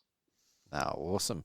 Well, you look, it wasn't a complete disaster. You scored points in every race, and you made the main event. It was a pretty stacked class, and probably more SX1 riders, I think, than I've ever seen in that class. So, yeah, it wasn't a complete disaster, dude. No, it wasn't a complete disaster, but it's just not where I really want to be. Yep. I'm very competitive and I want more all the time. So, yeah, it's definitely not. I'm not settling for that for sure. Yeah. But like you said, that class is quite gnarly, and people don't realize like some of them dudes are pretty good. I reckon everyone realised on those first 2 rounds how gnarly that class was, dude. Yeah. Yep. Did you find yourself yelling at anyone? I saw there was a couple of times when you got stuck behind dudes. Oh nah, I wasn't yelling now. I just got to be better and pass. Yeah. So I've stopped the yelling thing. Oh, I loved that. I loved it. Nah, I look like a bit of an idiot. I gotta stop it. Do you reckon that? Making too many enemies. Do you reckon they'd actually hear you? I don't know. I know in moto dudes did. Yeah, like, and you're under braking into In a turn. motocross, I do it like in a rut. It gets quiet. And like you're coming into a rut and it's quiet. Yeah. And it's sometimes like I shouldn't say this, but sometimes they make a mistake and it kind of works. Yeah. Catches them off guard. I'll be able to like quickly sneak past. Yeah. Yeah. All right. Well, before I'll let you go, Cody.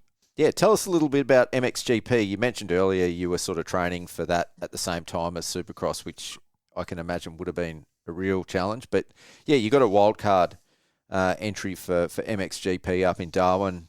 Tell me a little bit about that. Like, what was that whole experience like compared to your Pro MX?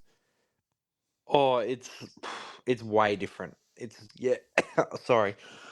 It's so different. It was like one of the best experiences I've ever had. Oh, it was just like I'm speechless with it, to be honest. It was just so cool. There was so many people. The heat was just wild. And to be honest, to ride with those guys, it was just eye-opening. Like, they ride tracks so differently to us. Yep. That's one thing that I really took away is how they ride the track. In what way? They open things up. Like, I know you got to open the track up, but like, I was riding a lot of insides on the first day. Yep. And then when I went home, I watched a bit of like footage for the next day, and they were riding outsides everywhere. And I was just like, wow, like I thought the outside would be slower, but they're opening the track up so much and keeping so much momentum. It's just like extremely faster.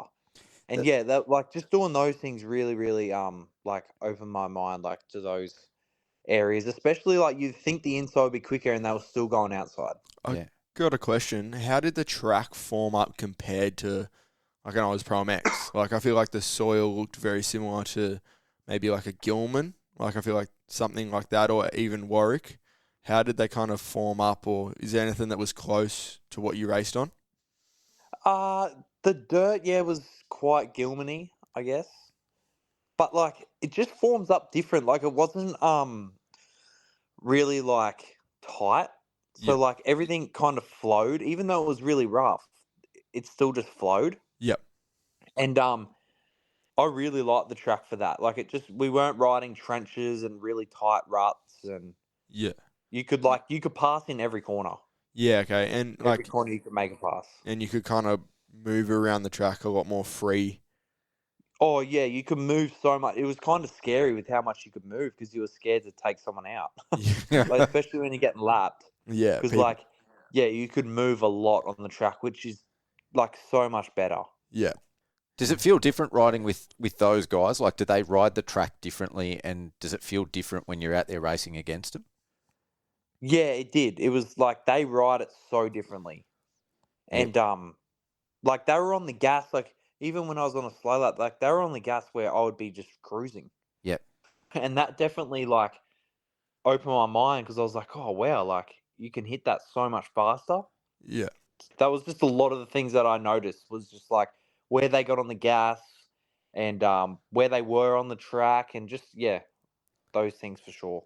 I mean, watching, Darwin and even the Motocross of Nations, like watching those European guys, I feel like the riding style is completely different to even like the fast guys in the US, where I feel like the US guys, the Lawrences, everyone that's sort of raced Tomac. AMA, Tomac, they ride with like finesse, like they hop jumps, they hop bumps, and that there's a bit of finesse in how they ride. Whereas you look at the fast European guys, and to me it just looks like they just hold on. Yeah, just hold on, and it's like they ride so much in control, but so much wilder. It's just more aggressive, and they just bulldog everything.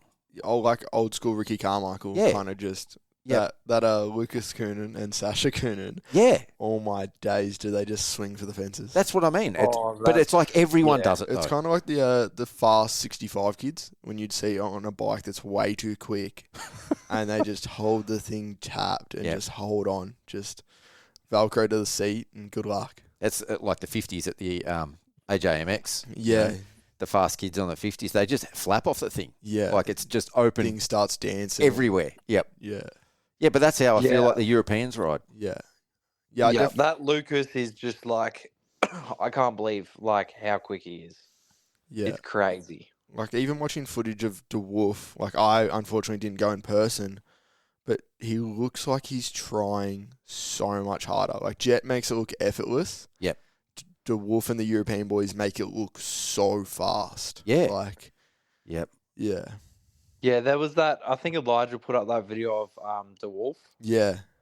That was just like mind blowing because we didn't get to watch any of the races really because the track's so far away from the pits. Yeah. Okay. And it was so hot. Like you just didn't want to use the energy to go watch. And you were in one of the races, which also doesn't help. And I couldn't watch the 450 race. Yeah. Yeah. Would you go do it again? Oh, 100%. Yeah, I really hope I can do it again next year. Yep. So how was it logistically? Like, obviously, Darwin is a long way from pretty much anywhere. How did you go, like, getting your bike over there, flying in? Like, how did that whole thing work out? So, for me, I was super lucky. Yamaha paid for my bike and everything. They organised it all. Factory dude. So, it was actually quite cool. I was, really appreciative of that and that opportunity. But, I sent my bike down to the Yamalube workshop. Yep. In a crate, and then it just got looked after from there. It got taken up to the shop. We just hired a ute when we flew into Darwin, unboxed the bike out of the crate, built it up, put it in the ute, and then it just stayed at the track all weekend. That's sick. Yeah. So that's unreal. Yeah, no, it was really cool. I was really lucky that I could have that and didn't have to pay for my bike to get up there because that would have been like a massive cost. Yeah. So was it, for you to go there, was it, more or less the same cost as it would take you to go to a round of Pro MX? Yeah, nearly. Take? Yeah, because my bike, obviously I didn't pay for that. And I mean, the flights were nearly the same as what I pay for anywhere else. Yep. Yeah. Wow. Obviously my mum and dad cover the accommodation and the rental car, which is like massive. Yeah. So I didn't have to worry about that. But everything else, it's pretty much the same. The FIM license was a bit gnarly. That was like $1,000, I think it was. Oh wow. Yeah. Yeah. One time use. But I had So you couldn't race that on an MA license? No, because it's an FIM event. Ah. Yeah. See, I thought because MA is like an FIM partner that it'd be okay. Nah. I had to get an FIM license. Wow. Because there's a lot of hassle. Yeah, no, you had to pay for like that license. It was a bit of a mission to get. There's a big question marks with that because some people who got like late entries and stuff. Yep. And there's a few people questioning on how they got that done. But apparently, because once you've got it, it's easy as to renew. It's hard to get the first time. Yeah, real hard to get the first time. Yeah, right. I was talking to Hugh McKay at the airport, and it was like Wednesday. He's like, I only just sorted my license out now. Yeah. Oh wow. And we were racing in 2 days. Yeah. I know. I used to Elijah. I spoke to him about the Indian Supercross one. That because it's normally like a 2-month wait or like a month wait, and because he got the call up like 2 weeks before, like India Supercross had to vouch and like help shortcut everything. The process. Yeah, to make it so you could get it over there and get a license and stuff. Yeah, right. Yeah, no, well, it was going to work good because I was meant to do India, so it would have been perfect. I would have had it for that as well. Yeah. But- Oh, so what happened there? just I was meant to do it, but it didn't end up working out. So, yeah, it's all good. It ended up falling on one of the rounds for over here. So, Yes. Yeah, Yeah, I've heard this that flash. weekend. Yeah. yeah, which I was actually going to miss the round here. Yeah. Yep. Because I'd already organised to do the Indian race. Yep. Yeah. So yeah, I was actually going to miss this round and be in India, but now that's not happening. I'm going to Cronulla. So Yeah. Sick. Yeah, nice. yeah.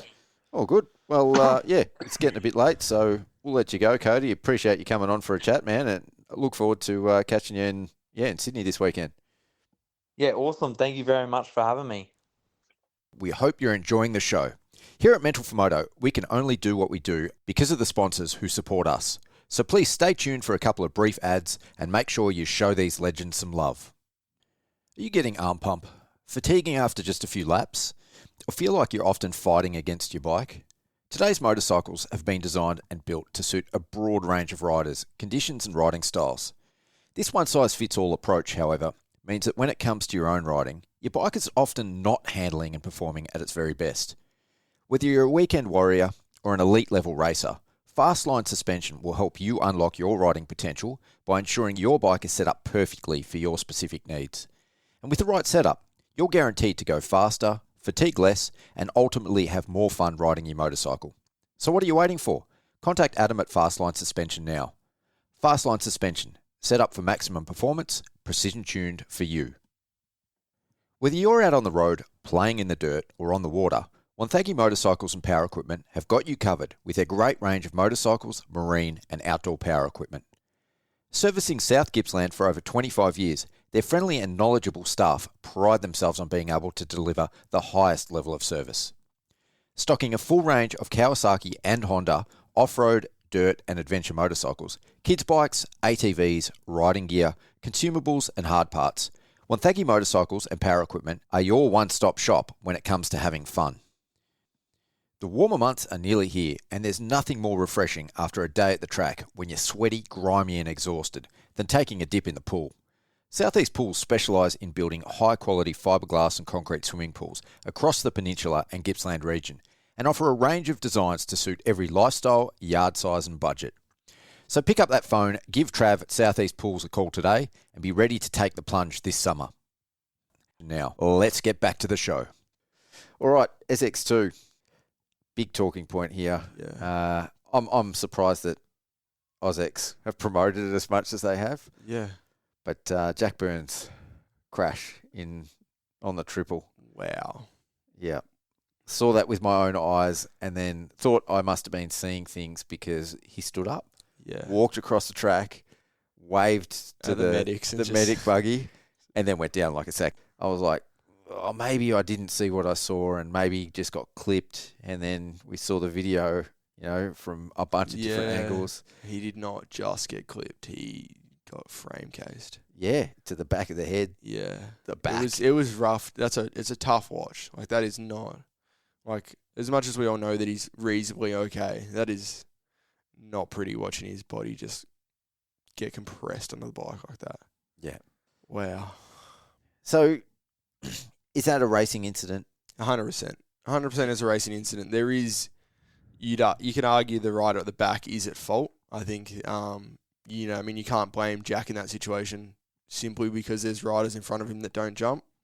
Ultimately, it is the back riders, the rider from behind. Responsibility. Yeah, to not land on the guy in front of you. Stuff happens. First lap, he got a good start. Heat of the moment. You know what I mean? You watch sometimes people run it in way too hot in turns, nearly clip people. This time there was, you know what I mean? Well, as soon as he left the lip, Yep. There's then nothing you can do. So, we've obviously seen the footage that that has gone around Instagram it's got a side-on view, a sort of front-on view, Yeah.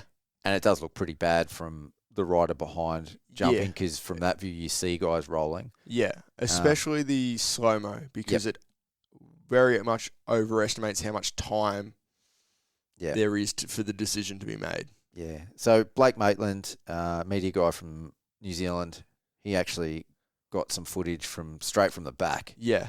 And I can tell you now, like, it looks horrendous from the back because you see just how well that bike lines up on poor old Jack Byrne's back. But you also see just how little time The decision was to be made. and not even just the decision to be made.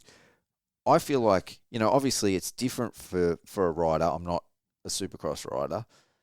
But looking at the back, it looks like Jack is going to jump the triple. Yeah. Like the speed that he hits that with, there's not a big distinction between the guys jumping it and the guys that aren't. And for me, the judgment from the back in that split second, because he's literally, like Connor's only a couple of metres behind him going off the up ramp.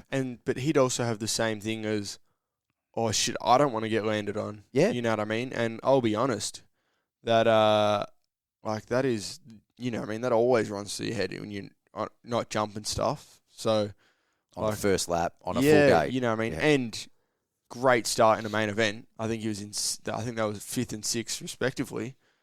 You're not just going to then roll and potentially lose force. Yeah. You know what I mean? There's a million things would have gone through his mind, and by the time he chose one, would have already been off the lip. You know what I mean? So, unfortunately, stuff does happen. He's not the first person to jump on someone, and I highly doubt he'll be the last. First lap off a triple. You know what I mean? I highly doubt he'll be the last. So, well, fortunately, from what I understand, Jack Byrne, he's got fractured vertebrae in his neck and his back and his shoulder. Yeah. But he's walking. Yeah. So- I've spoken to him. He's in in reasonably good spirits. He spent a few days in hospital, obviously, and he's back home, and he's pretty upset because he was having a good Won the LCQ, yeah, was beat Ferguson, straight up. So I think he's a bit upset that he doesn't get to show that, but we all know racing happens, and sometimes you get injured. And he got blessed not to walk away with worse from that. He's blessed he got to walk away. So yeah, that's a big win. Yeah, I think everyone was very happy to see him get to his feet. Yep. Especially the fact he didn't get knocked out, the fact he just did get to his feet, and I think everyone had a sigh of relief. Yeah, that was just that whole footage though. Like his shirt's ripped off his back. Yeah. It's just brutal. The whole thing is just brutal. Well, even the slam Connor has is. Oh yeah, well, that was we kind of overlooked that. But you know what I mean. He is. The whole side of him was grazed to the stars. So yeah, I feel like Connor's a bit indestructible though, man. He has some big crashes and seems to get back away. Yes. Yeah, he's a bit of a rubber man. Yeah. So, and speaking of Connor, he had some great races on the weekend. He showed some, he obviously made it into the main event, and, great start, so, yeah. No, he was riding well, so it was unfortunate they happened to have that incident together, and unfortunately I believe he has been receiving some rather unnice messages. Which, oh, really? Yeah, which is... That's shit. Yeah, which is totally not cool. That's... Especially by fans that... anyone that races knows better than... It's a racing incident at the end of the day. It's not like, there's worse takeouts and turns that you could get way more upset about. So, I was pretty disappointed to hear that he received messages like that. Yeah, no, that is so not cool. Yeah.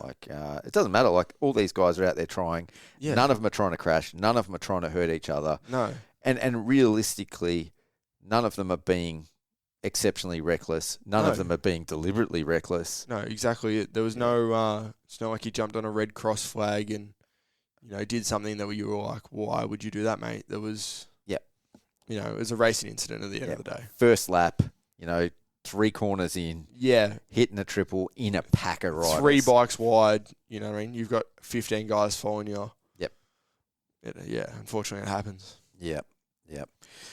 So who was hot in the SX2 class? I'm going to start that one off. Jake Cannon, 3 days in the country. I mean, we always talk about the recency bias in motocross and supercross.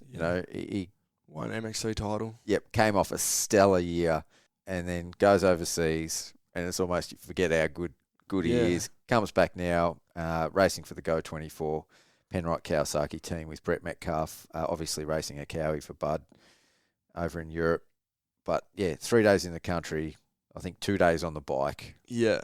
and had a nightmare on Saturday night. Yeah, I don't think anyone had more crashes than Yep. that guy. Bounces back, gets a podium on Sunday. Yeah. Like, who was Wow. expecting that? No one. No Yep. one was expecting that.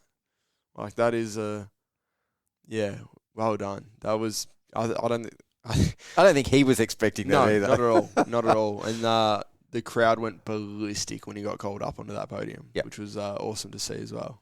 For sure. Yeah. So who exceeded their expectations in SX2 for you? Or lived up to their expectations? Alex Larwood, Yes. that man was like, you know what I mean? You know, everyone's talking about these imports that Honda's been bringing over, and the defending champ, and, you know, the defending MX2 champ, Brody Connolly, and Wilson Todd stepping down from a 450. And Alex Larwood just went, what about the guy from SA? You know what I mean? And that's exactly how his personality is. Like, when you talk to him, He's just he's a guy low-key. who drives trucks. Yep. That's all he is. You know what I mean? Yeah. He's so chill, and he's like, hey, mate, you know, can I do an interview? And he's like, oh, yeah, okay. Like, you know, Yeah, he's he's just yeah. He's just happy to be there. Yeah. He's just a guy who likes riding his dirt bike. Yeah. And I feel like he's constantly underestimated. Always. Yep. Yeah. Yeah. So it's awesome to see him, you know, get that ride, open some eyes, beat a bunch of imports, Yeah. and be the top guy on that team. Absolutely. I think, I hope he, he's got a good championship running so far, so I hope he can hold on to, a good few rounds, and I'd be stoked to see him get the one at the end of the year. That would, I don't think there'd be many people upset with that one. No, definitely not. But he's going to have a hard time overcoming Lux Turner. Yeah. So, Wow. yep. Yamalube, Yamaha, import from the US, Lachlan Turner's brother. Yeah. So I thought Lux was in the futures last year in Supercross, but he's actually done 2 years of 250 Supercross over in the States, which, so off the basis of that, I had not anticipated him coming out and smoking everyone. No. But, yeah, did you know much about him before he came over? I kind of seen him a lot more this year because he was on that AEO KTM deal. Yep. He got a fifth in the SMX, one of the last rounds, or was running fifth. I think he finished up seventh or something. But before that, you see his name in the heat races, and but I'd never I thought he was coming over to be a fifth, sixth guy. Yep. I didn't. I thought he might get the odd podium. Definitely was shocked to see him put it to the guys as the way he did. Well, I asked him in the post-race interview, like, was this your expectation? And I was sort of watching his response, and I think he 100% saw himself as a potentially race-winning guy. Yeah. Like, there was no, Yeah. Very humble, Yeah. but at the same time, I've come here to win. yep, Yeah. his confidence was evident. Yeah, nice. Yep. So, Yeah. man, that for me was a big eye-opener. Didn't really know much about him, even on press day. Who's that? Oh, it's Lux Turner. It's like, oh, yep. Yeah, like most people would have known him as Lachlan Lachlan Turner's Turner's brother. Yep. But, yeah, man, he's definitely made a statement in the SX2 class. Ryder Kingsford was probably sort of where I thought he would be. Yeah, he showed flashes. Yep. Almost pulled a Luke Clout. But I feel like he's a very similar rider to Cloudy. Yeah. He's like got the speed, but sometimes... Yeah, I didn't know where to put him. He had a pretty quiet end to the motocross season. Yep. I heard he went over to club and was over there for a few weeks doing a lot of riding. I don't know. I heard there may have been a few different bike brands as well. Ooh. Yeah, so I don't know what the go was with that. But yeah, him and his brother, they just train by themselves at the home track in Sydney or in New South Wales. I don't know where the exact location is, but yeah, I don't think I didn't really know where to put him actually. Well, we were talking about privateer power. Caleb Barham. What a guy! What a guy on the Cowie. Just Man, that surprised me all weekend long. gets dropped from Yamalube. then has realistically a pretty good motocross season, then comes out firing. If coming into this round, if someone had have said, what's the odds of Caleb Barham being ahead of Shane McElrath, Wilson Todd, Jace Cosford, Reece Budd, Yeah. Jay Cannon, Yeah, like... Tiger Wood, you'd go, no, yeah. like that's not going to happen. And he looked so comfy up front. Mm. Like, he looked like he could have run that pace all day. Yep. All day, so, yeah. And I mean, he's on equal points with Ryder Kingsford in for third and fourth. He's Yeah. behind him, sits fourth in the championship at the moment, Yeah, tired. but tied on points. How far back are they off Alex? So they're 14 points off Alex and 26 behind Lux Turner. So Lux has already got a 12-point. Yeah, he's got 12 points on Alex Yeah. Larwood. Yep. But, I think, There's a lot of motos still for the year. yeah, yep. And different tracks. Yeah. We've seen it was the same track, rounds 1 and 2. Yeah. Obviously gelled for Lux. And, well, most people had a bad race. Yep. Alex went down in the first turn. Lux was the only one that get 4 good starts. So, I'm curious to see how it goes when he's got to come through the pack. Yeah, I think Alex got a 10th, I think, in The second day he went 10-1. Yeah, yep. Yeah.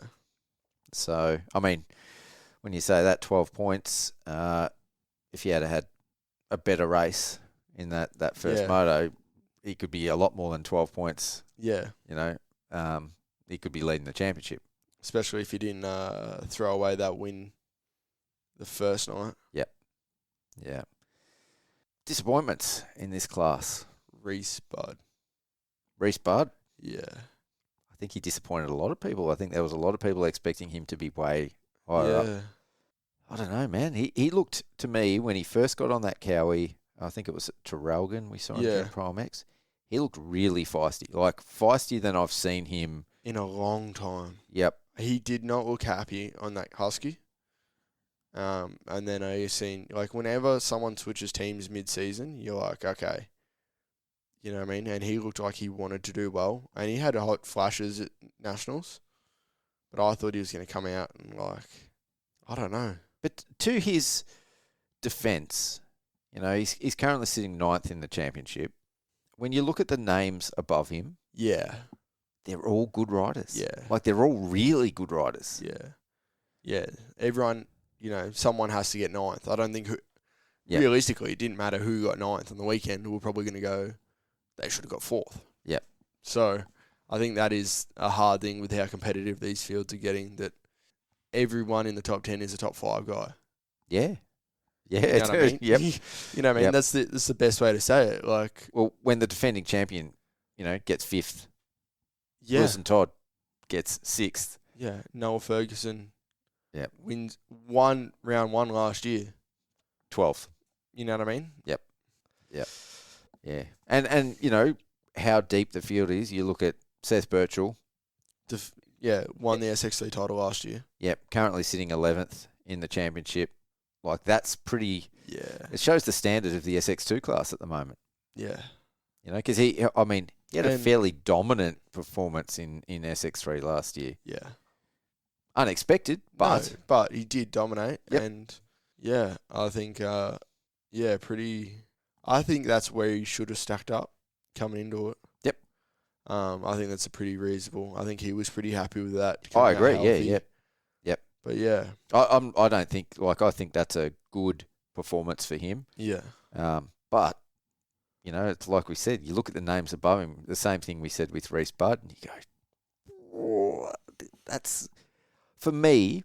The SX2 class. I said this multiple times last year during our podcast. For me, I always felt like the SX2 class was, of the three, SX1 to SX3, the weakest class from top to bottom. the biggest discrepancy. Yeah, and the least amount of riders and the biggest discrepancy. Like, there wasn't a lot of riders at that high elite level. No. Yep. And this year, that's like completely turned on its head. You know, we've got a bunch, like you said, of SX3 guys that have come up. And to think there was a lot of SX2 guys that were out still. Yep. And there's a lot of SX2 guys now that are have improved. Yeah. We've got more imports, across a whole Yeah. bunch of classes. Man, it's it's a crazy, and this is where we saw some of the best battles and bar banging in this class too. And I think it's going to get spicier with next weekend. Well, I have to mention like the Sam Larson and Brandon Steele. That was funny because they banged bars a couple of times, and then in the LCQ. Yeah, neither of them qualified. Yep. And then Well, they were both battling for the qualifying position for 6. Yeah. In the LCQ, and then they got together. They both went down. Yeah. Went off the track, and I was on the opposite side of the stadium, and like the opposite side of the stadium that they had exited the track on, it was like a max exodus. It was like there was a fire. Like half the stand just all ran to the to the edge because apparently they were going at it. Oh yeah. Apparently on the ground there. Yeah, apparently there was a bit of like grabbing each other's helmets and like people were saying they were swinging. I don't think there was quite that extent, but I know there was a lot of feisty words screamed at each other. Yeah, yep. So yeah, I chatted with Brandon the next day, and he was like chill as. He's like, oh yeah, it was a bit of a, it was a bit hot in the moment, but I'm all good now. Yeah, Like he was pretty calm about it. Yeah, so yeah, but that was a crazy class. Reed Taylor for me, I thought he would have been like way better as well. Well, he nearly was. Nearly was. You know what I mean? Like, come together, Lux and him come together in the whoops, and he ended up breaking his wrist. Yep. Saying that, though, this is a very Reed Taylor thing. Not the crash itself, but we know how fast he is. We know he can he probably could have whole shotted and ran. He was running third, I think, when he went down. So, so I don't know. I was very curious coming off the year at club. Yep. How he would go. Yeah, but yeah. No, and Jai Constantino for me was a standout as well. Mm. He's just come back. He's raced a couple of the last rounds of Pro MX.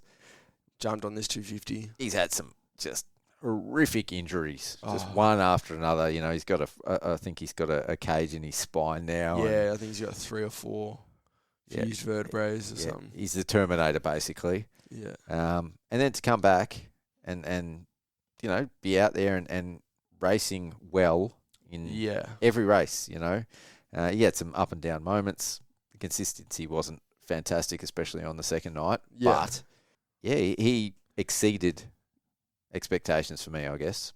Absolutely. So, and again, nice kid. So, yeah.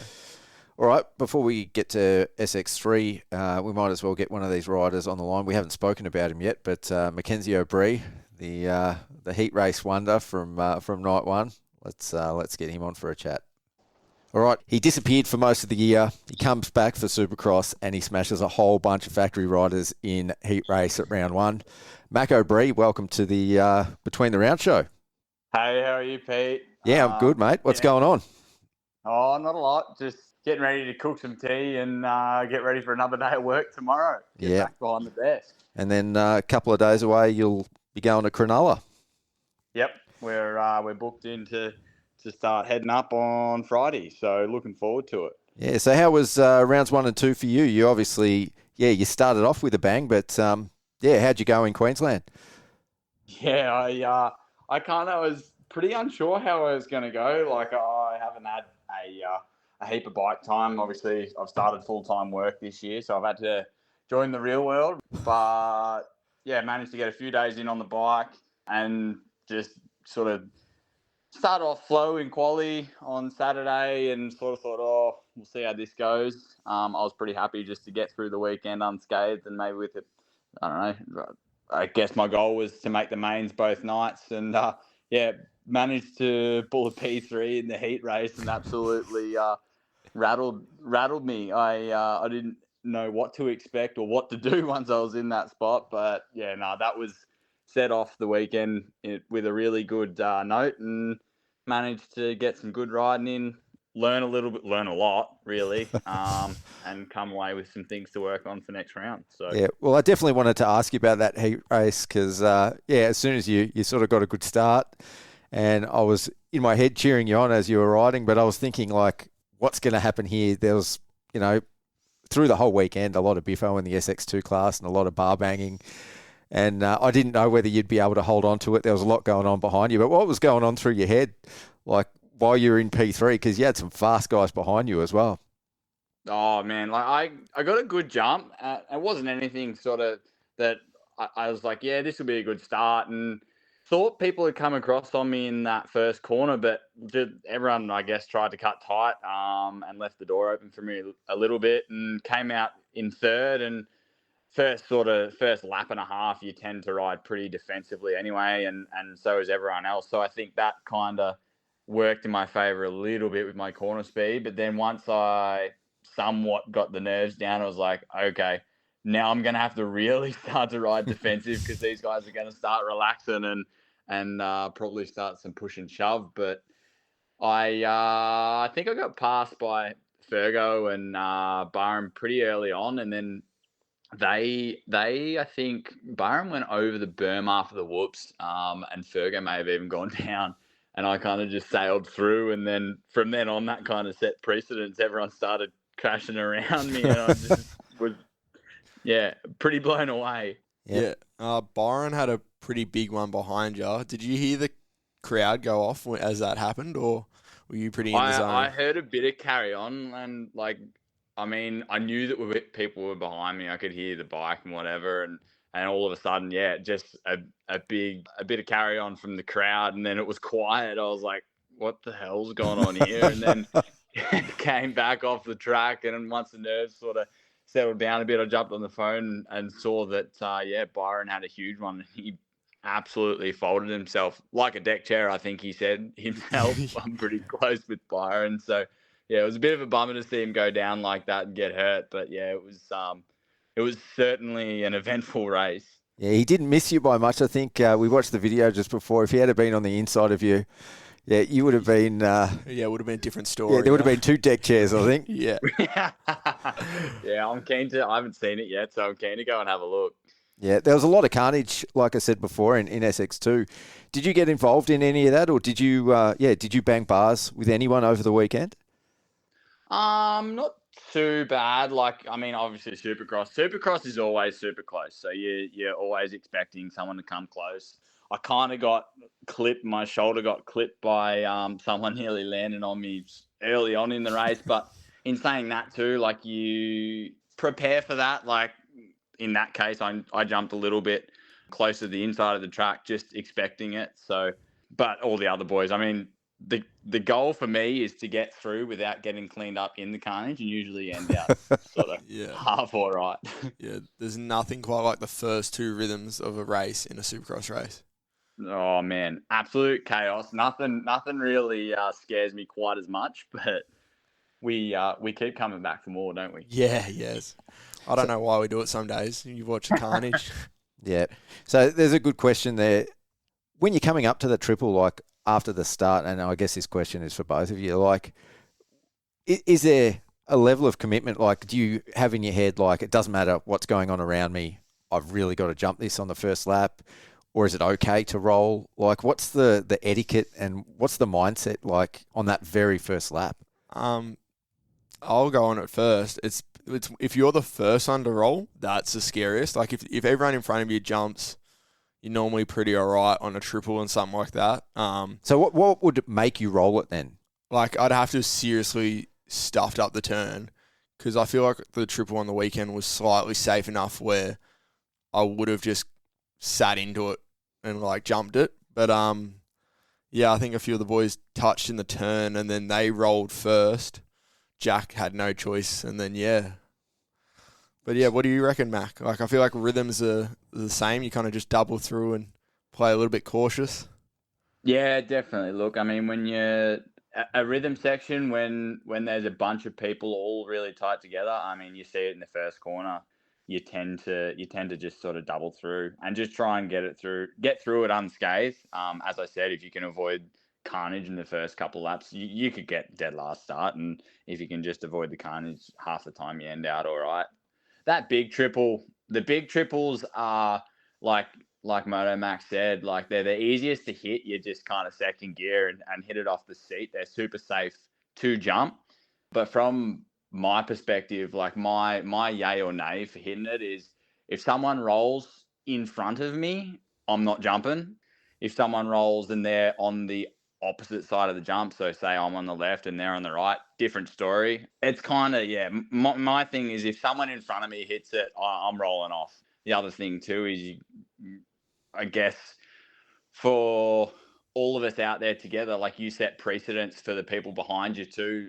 As I said, I jump depending on what's going on in front of me. So if someone jumps in front of another rider, 9 times out of 10 you're going to go for it too, because you're basing your vision or you're basing your riding off their judgment. As unsafe as it sounds, that's what I tend to do anyway. Yeah, the first lap's very reactive, kind of just seeing, like, the heat race on the second night, for example, I kind of come out on the outside, which ended up being on the inside, and doubled in because I had space. And then all of a sudden, the gentleman in front of me didn't double. And I'm like, well, now we're rolling the rest of the... Like, you know what I mean? Yeah. You can have all the plans in the world, but you kind of just got to be real reactive to what happens. And that's a perfect word for it. Reactive is definitely what the first couple of But laps is. At least it's I would say at our level it's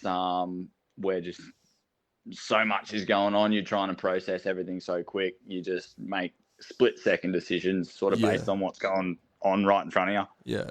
And sometimes you can jump like first lap's a bit hard because you're normally 2 bikes wide at all times. But like if you get away with, you've got space to your inside, you can kind of jump on a slight angle. But then there's nothing worse than hitting someone mid-air on a triple. You know what I mean? So yeah. How do you guys prepare for that? Because it's been a big talking point with Australian Supercross. It's so close to the end of motocross. It's very different to motocross, and you get 2-3 weeks to prepare. Yeah. But the racing is obviously a lot closer. Like when you watch the guys come down the rhythm lanes at the start or over the triple there, like you are literally, at best, maybe 30, 40 centimetres away from the rider next to you. Like, how do you prepare for that? Because when you're practicing, it's not like you've got 20 guys on the practice track. Yeah. Is that spot on? Is that just like on the night you've just got to sack up and it's do more it? a level of trust, I'd say. Are you shitting yourself at the beginning? 100%. But as in like rhythms, I don't like. As someone who trains by themselves a lot, like at my own house, the first round's always real hectic. But you kind of just once you start your rhythms, you're like, okay, I know I can hold myself in a straight line. I hope this gentleman can also hold himself in a straight line. I'm not going to jump across onto him, or like even that triple before the Soupy triple, that triple off, that on off. Yep. You've seen a lot of people, if they were on the inside, just doubling, like, you know what I mean? It's the level of the rider in the back is responsible for not, like, if you're in front, you've got the line. You know what I mean? That's if I decide I'm not tripling out of this rhythm, sorry, mate, you're also not tripling it because you know what I mean? That's kind of, I can't then decide to triple. The decision's been made. So I think, you got to just be real reactive and have a lot of trust in the other riders. What about you, Mac? I think, for dealing with being so tight with guys, I mean, we're pretty lucky to have grown up racing for a long time. So you get to deal with that high intensity situation from a young age. And then moving into sort of Supercross, you start to ride it and train it, and it's like, this is scary. And then kind of first season's a really big wake up call, because you do, once you hit the gate, it's completely different. You've got people trying to saw your front end off, and you're going through the rhythm so close, and you tend to learn how to, I guess, switch off a little bit. I mean, if you're spending your time thinking about what's going on next year and behind you, you're worrying about stuff that you really shouldn't be worrying about. There's a lot more important things going on in front. So I guess, yeah, that's if you're you should be preoccupied enough that you kind of just switch off to what's going on around you. And if you end up in a situation where there's someone coming close to you in the air, well, you deal with it then. You kind of just deal with it as it comes. But You're not yeah, thinking about it too much. Yeah, you can't get wrapped up in the what ifs and the what might happen to me. Like if you do that, then you might as well hang your boots up. Like it's part of the risk that you take. So you just train the best you can to try and be able to react to those situations, or better yet, just not put yourself in those situations at all. Yeah, you've had a bit of a change in your program this year, Mac. I think last year you were racing for Elliott Bros. This year you've got another supporting team, or another supporting. What are they? A shop? Is it a shop? Yeah, so it's a Mildura KTM dealer. Yep. They're sort of, I guess, everything from home, Swan Hill, to Mildura to Renmark. They cover a huge area, just because it is sort of that northwest Vic area. They're the only KTM dealer out that way. So we made the shift to those guys for a couple of reasons. The biggest one being that I got a little junior kid that I do a lot of training with, and they've got a really good relationship with the Mototech crew. So they sort of got me onto them. And then the other thing is too that they're back and forth to Mildura a lot. So it's going to help me out a lot to be able to get parts and whatever, because yeah, whenever I go home to Swan Hill, it's just straight to their house, grab whatever stuff that I might have needed through the shop. And then the other one too is I sort of wanted to have a go at Hatter. So Hatter was a little bit of a cherry on top for them and for me, because they have the experience for that kind of off-road racing. Yep. And yeah, I felt like I could.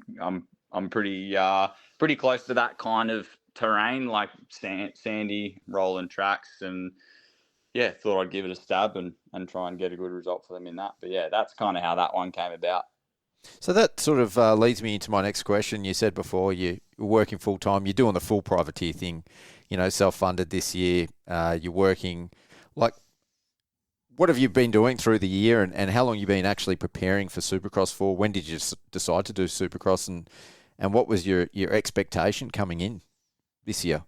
I did a whole lot of not much at the start of the year. I kind of finished at QMP last year and sort of sat down. I have been doing harvest for the last few years at home for my holidays after uni and whatever. So I did that. I didn't have very much time to think about it, but we sat down come February. I just started a new full-time job, so that was a huge shock to the system as it was. So we kind of said, look, let's just, I guess, step away from the Pro MX series for the year. We'll just take it as it comes. I'll try and stay on the bike, stay fit off the bike, and just ride whenever I can, really. I mean, I knew that Supercross was something that I still wanted to do. So in the back of my head, I wanted to sort of chip away at work, get to know everyone there, sort of, for lack of a better word, settle into my role and try and get better at that. And then when Subi came around, maybe have a little bit more experience and be a little bit more efficient at work to be able to try and juggle both things. So it's been a massive shock to the system. Like, as I said before, Supercross, I only had maybe, I think what I said, 5 or 6 days. Oh, wow. You guys are mad. Not a whole lot of bike time as opposed to last year, where I could sort of get up and come to Melbourne or go to Bendigo or just sort of go wherever I wanted to. If there was a ride and I was there. Whereas this year it's like 1 day a week at best. So we're juggling. Yeah, there's been a little bit more of a spotlight this year on like what it costs to go racing, especially, if you're a fully self-funded privateer. How's that been for you? Like, has it been hard to put a program together this year, with a bike and everything else that goes with it, the travel? Are you committed for the whole season? It's been hard to sort of prepare for that, or is that something you've sort of planned for from the beginning? It's definitely been. It hasn't been. How do I say it? It hasn't been more difficult. It's just been difficult in different ways. So obviously getting bikes to and from the races is the biggest one, not being with the Elliott Bros crew anymore. Like we haven't got a transporter to just load your bike up in on a Thursday or a Wednesday, and you go back doing whatever you were doing, and you go to the races and bam, your bike's there. Now it's kind of like, all right, we need to have a race bike ready 2 weeks before. We need stickers, we need tires, we need all my gear to be ready. I need tear offs. There's so many moving bits and pieces. And when you step away from that, I mean, even what the Elliott Bros, even being a satellite team, like the pressure that it takes off you to be organized is massive. So it's certainly organization is the biggest thing.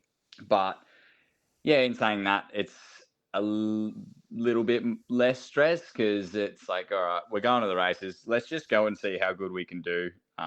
There's no pressure on my back to perform. I know that yeah, I'm doing it off my own back. So I want to do well for me, and that's kind of, yeah, that's the benefit to doing your own program is you're the boss a little bit. Yep. So have you set yourself a goal this season, like what you want to do?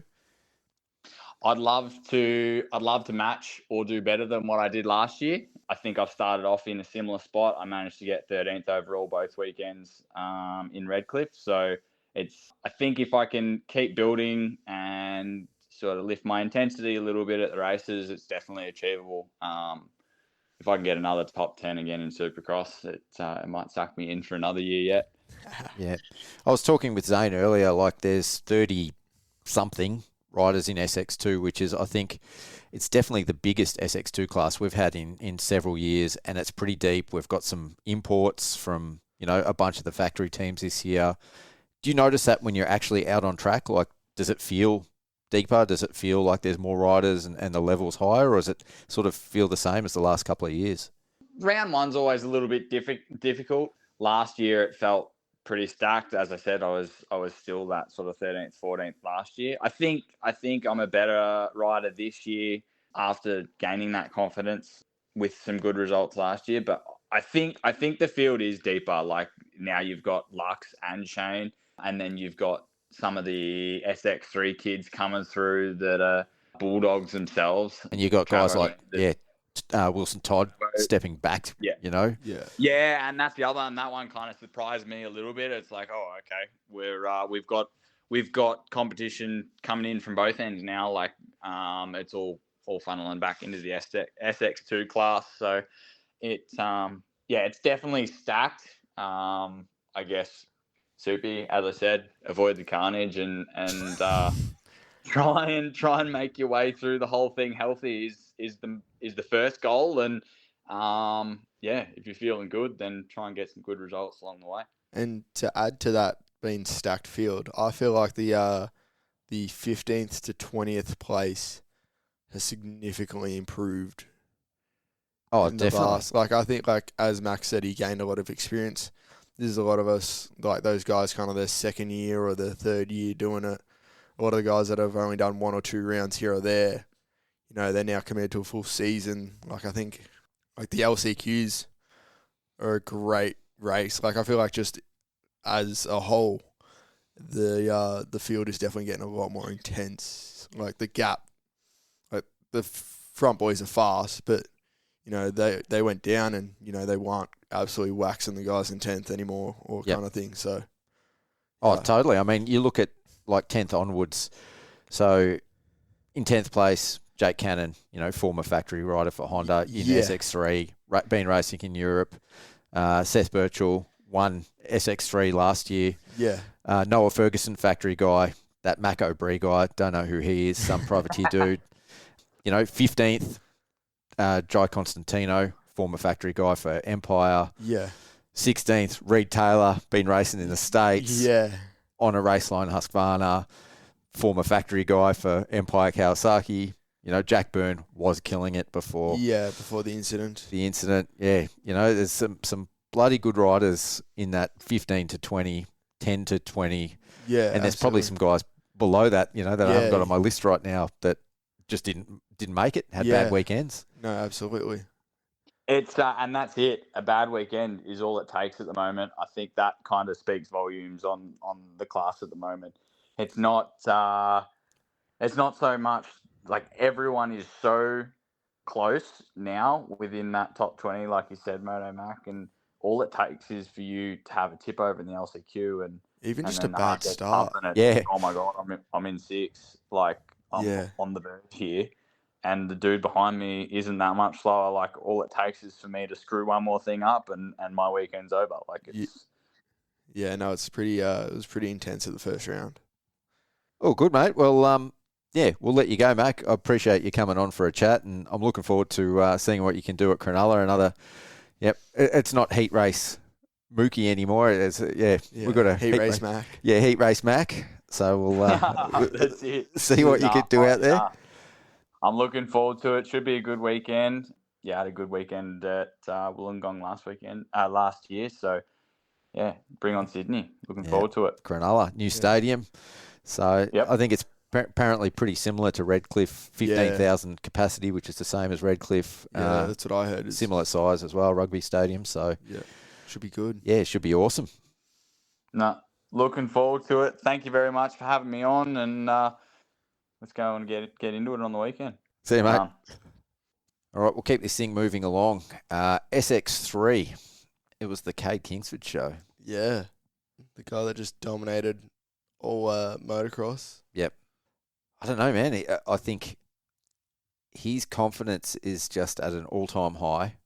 Oh, like when I see him ride, even though he might have won the race before and the race before that and the race before that, I don't know. I always underestimate him every time I see him out on the track. Yeah.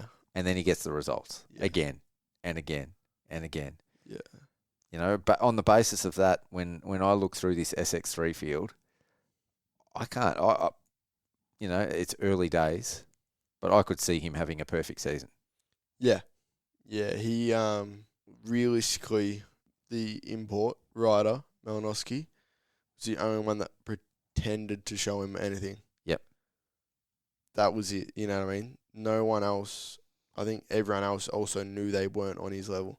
Yep. Even in the heat race, the first night, he was like 8th, and then a lap later was in like 3rd. Yeah. Yep. And doesn't make dumb kid decisions like the MX3 class is full of. You know what I mean? I felt that's what the difference was in motocross this year. Yeah. He rode with a level of maturity. Which last year he struggled with massively. Yep. On that WBR. A few times you watched him. Silly decisions, yeah. Even when his bike pull up at Murray Bridge and he had that meltdown on the side of the track and things like that, there was a level of new year. I don't know if he went new team. He knew he was going to be the guy. But yeah, he is, I think, impressed everyone this year. Yep. And I think he's just going to keep going from strength to strength. It's his last year in SX3, so he'll be another one just to add in that SX2 mix next year. Just to or does he go international? I don't know. I spoke about that with him. I did a podium interview with him, and we chatted a little bit about that.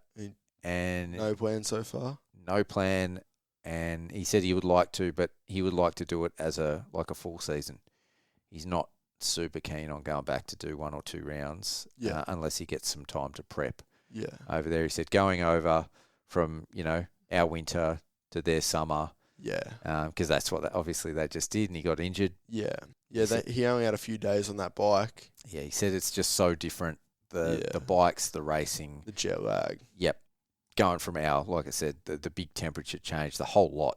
He said just the cultural change. He said so unless he could do it properly and stay there for a bit, he's not that keen on going back, which I thought I was actually really surprised about. Yeah, you don't hear that very often. No. So anyway, I think for him it'll be about trying to make his name in the SX2 class next year. Yeah, that's what I sort of foresee for him. Do you think he's a lock for a factory ride? Yes. Yeah? Yep. What, you reckon he just jumps up on the Honda? Yeah. Yeah. Yep. Well, if Connolly goes to America, Yeah. there's a seat right there. I mean, I can't see off the current form that Uribe would get rid of Larwood, so No, Larwood I will be there. But at some point, Larwood's going to have to step up to a 450 ride. I'm hearing things that Wilson Todd is going to be racing. I know it's early days, but he's keen to race MX2 next year. Yeah. So maybe Larwood goes up, has a crack in 450s. I don't know. Yeah. Well, could be interesting. Could be very interesting. Yeah, I think this this off season is going to be massive in the motocross industry. I think there's going to be team swaps and bike. Like, I think it's going to be some of the most swaps we've seen in a while. Yeah, it's going to be hard to, I think, get used to it next year because there's going to be a whole bunch of riders on different colour bikes and probably running some different numbers as well. Yeah. So I think there'll be some riders missing. I think there'll be a... Yep. Yeah, so... Some of our, our I think the best riders will be... I think the defending title in both MX1 and MX2 are pretty much confirmed next year. Yep. For USA, so... Yeah. On a I guess, a related note, I heard about an enduro rider that was coming to with an intention of challenging Charlie Cannon for the MXW title. Yeah, but Charlie might be going to the US full time next year. So she was pretty much there full time this year. She was there a lot. I think she spent 4 months there this year. So what would she do though during the American Supercross season? She'd be still over here, wouldn't she? That's sort of our Prime X. Yeah. Well, I don't know, because if the rounds don't clash, but like Cade said, I think she'd prefer, you know what I mean? She'd prefer to have a better preseason and win that title. Yeah. But so are you saying she would race Prime X here to prepare and then go over, or to go over and race over there, just whatever they've got going on? I think she'd prefer to do that. Yep. Just go over there, like probably do a preseason here. Maybe I think she'll do the WANI, the Oceania Cup thing. I think that's set to go ahead again. So I think she'll probably do that and then go to America and get a good few months on the bike before. Yep. Yeah. Back to SX3, Jack Devison, second overall. Yeah. Solid. These guys are obviously only doing one final each per night. round. Yep. Deegan Rose, good rider. Good. Yep. Big soupy guy. Yeah, I was going to say he's a great great motocross rider, but the kid can jump. Oh yeah. He's got style. He's got comfort. Great timing. Yep. Great. Very mistakeless. I feel like it's a good way to put him in. Yeah. Yep. And the result showed. Went 4-4. Definitely very solid. Next one though, fourth overall, was a really big surprise for me, just in terms of the growth, and that's Jed Alsop. Yeah. I feel like this year, that kid just continues to improve. Yeah, every race. Yep, every time he gets on the bike. Yeah. I said during the podcast mid-year in motocross, I just couldn't see him winning a race. Be a podium guy all year long, but just not to reach that level where he's sort of battling with Kai Wood and Cade Kingsford, and then finishes the year on the top of the box. So and crazy. Yeah, and Supercross, he's got that. I was so happy to see him make it out healthy. He had a nasty injury first round last year in qualifying. So he hasn't really had a Supercross season for a while, so he got away with another massive crash in the qualifying of Sunday. I don't know if you've seen that one. He missed a whoop and you seen Callan Orchard's crash? Yes, Pretty much a replica of that, just over the berm after the whoops. Oh, wow. Yeah, it was massive, so, yeah. Oh, Callum Orchard. Wow, what a guy. Man, how do you get away with, I still don't know what happened. It was the rhythm after the start-finish double. He kind of, I don't know whether that was... the takeoff, he seek bounces, but he drives through it. Yeah, got no lift. No. And the rear didn't come up, so he just cased front end high, got the slap, all in the bars, and he missed the netting by about not even half a metre. His bars clipped it. And his head clips the berm, and then he does two full flips through the air. and then pretty much lands in the medic buggy. Yeah. But like the dude split his helmet in half. No concussion, no nothing, just a couple broken bones in his hand. Yep. Had a broken neck at the end of last year. Yeah. You know, like I was just like far out. That poor dude. You know, he's in a bad way. And then messaged me the next day. No, just a couple of broken bones in your hand. I saw photos of your helmet. Like Yeah. they don't even know what his helmet hit. No. We were sort of slow mowing the footage of Because it. he hits the back of his head. Yeah, but the mouth, like the face guard of his helmet's cracked, Yeah. and basically from his forehead Yeah, the whole way. the whole way through, but the peak's still attached. Yeah. So I don't know if he just hit the back of it so hard. Well, the guy that was showing me the footage is his partner's dad, Yeah. Adam, who's a gun rider in his own right, Yeah. who's a vet rider, and he was thinking that maybe he hit it on his fork, like as he went over, but in the video you can't see it. Like, Nah. And you'd assume his peak, like, I don't know. Anyway, good for him to Yeah, walk away yeah. from that one, and with not way worse an injury, because that was That was massive. that was very spectacular. Yeah. Yeah. You know, we won't say much more about SX3. Yeah. Just There's a few factory disappointments. Yep. Yeah. That's a pretty much. But I think once you get to the SX3 class, it's not that unexpected. Yeah. Kyle Woods was a disappointment. He hasn't exactly been a picture of consistency all year. Yeah. All last year. Yeah, the kid has got blazing speed, Yeah. can win races, but he's hot and cold. And his bad days are so bad. Yeah. Yep. He's like, 2019 Eli Tomac, Yeah. like, Yeah. yeah. Either That's- wins or gets 40th. Yeah. That's it. Yeah. There's not much in between. Yeah. Yeah. One that I did want to mention, Jack Nunn. Came up from the 85s last year, Yeah. first year in SX3. He's still a junior. Obviously showed he can race Supercross, Yeah. but, to be in that mix. Because he 5th on the second night? 6th on the second night? Yeah, sixth on the second Yeah, night. because he was running 4th for a few of the early laps there. Yep. So, yeah, no, it's a good ride from him. Yeah. He's got a little bit of height on him now. He's grown a little bit, but, this is a stacked, deep class Yeah. in the sense that there is not a big discrepancy between first and 30th. No. That's No, the they're tight. It's Yeah. a tight field. yep, and they're all just insane. Just swinging for the fences. They Yep. are just... Yeah, and there was a lot of guys in this class that were really, really kicking themselves for not qualifying because Yeah. they were on that bubble and they expected to qualify. But man, this class, I think at the moment, in terms of elevating the level, for The SX3. MX3 may be the greatest thing Australian motocross has done in a long time. totally agree. I wouldn't say I was against it when we first came out with it, but as a junior, like I did my junior years and then you get your under 19s, it was kind of like, it's the rite of passage, it's taken away from the AJMX and this and that.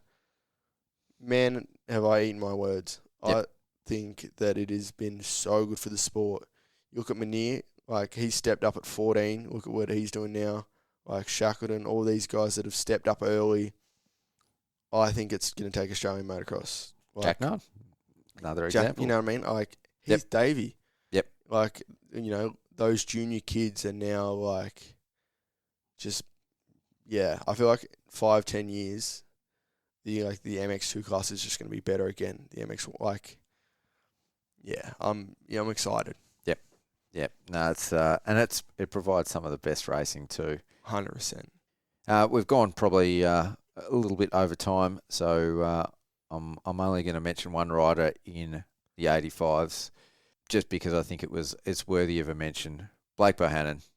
He's like, you see him stand on the podium, and he's, the kids either side of him on the podium are taller than him. Yeah. He won the 65 Cup at Pro MX last year. Yeah. I think the 85s this year. He's just stepped up. Just stepped up. Yeah. Another name I will mention, Lewis Cannon.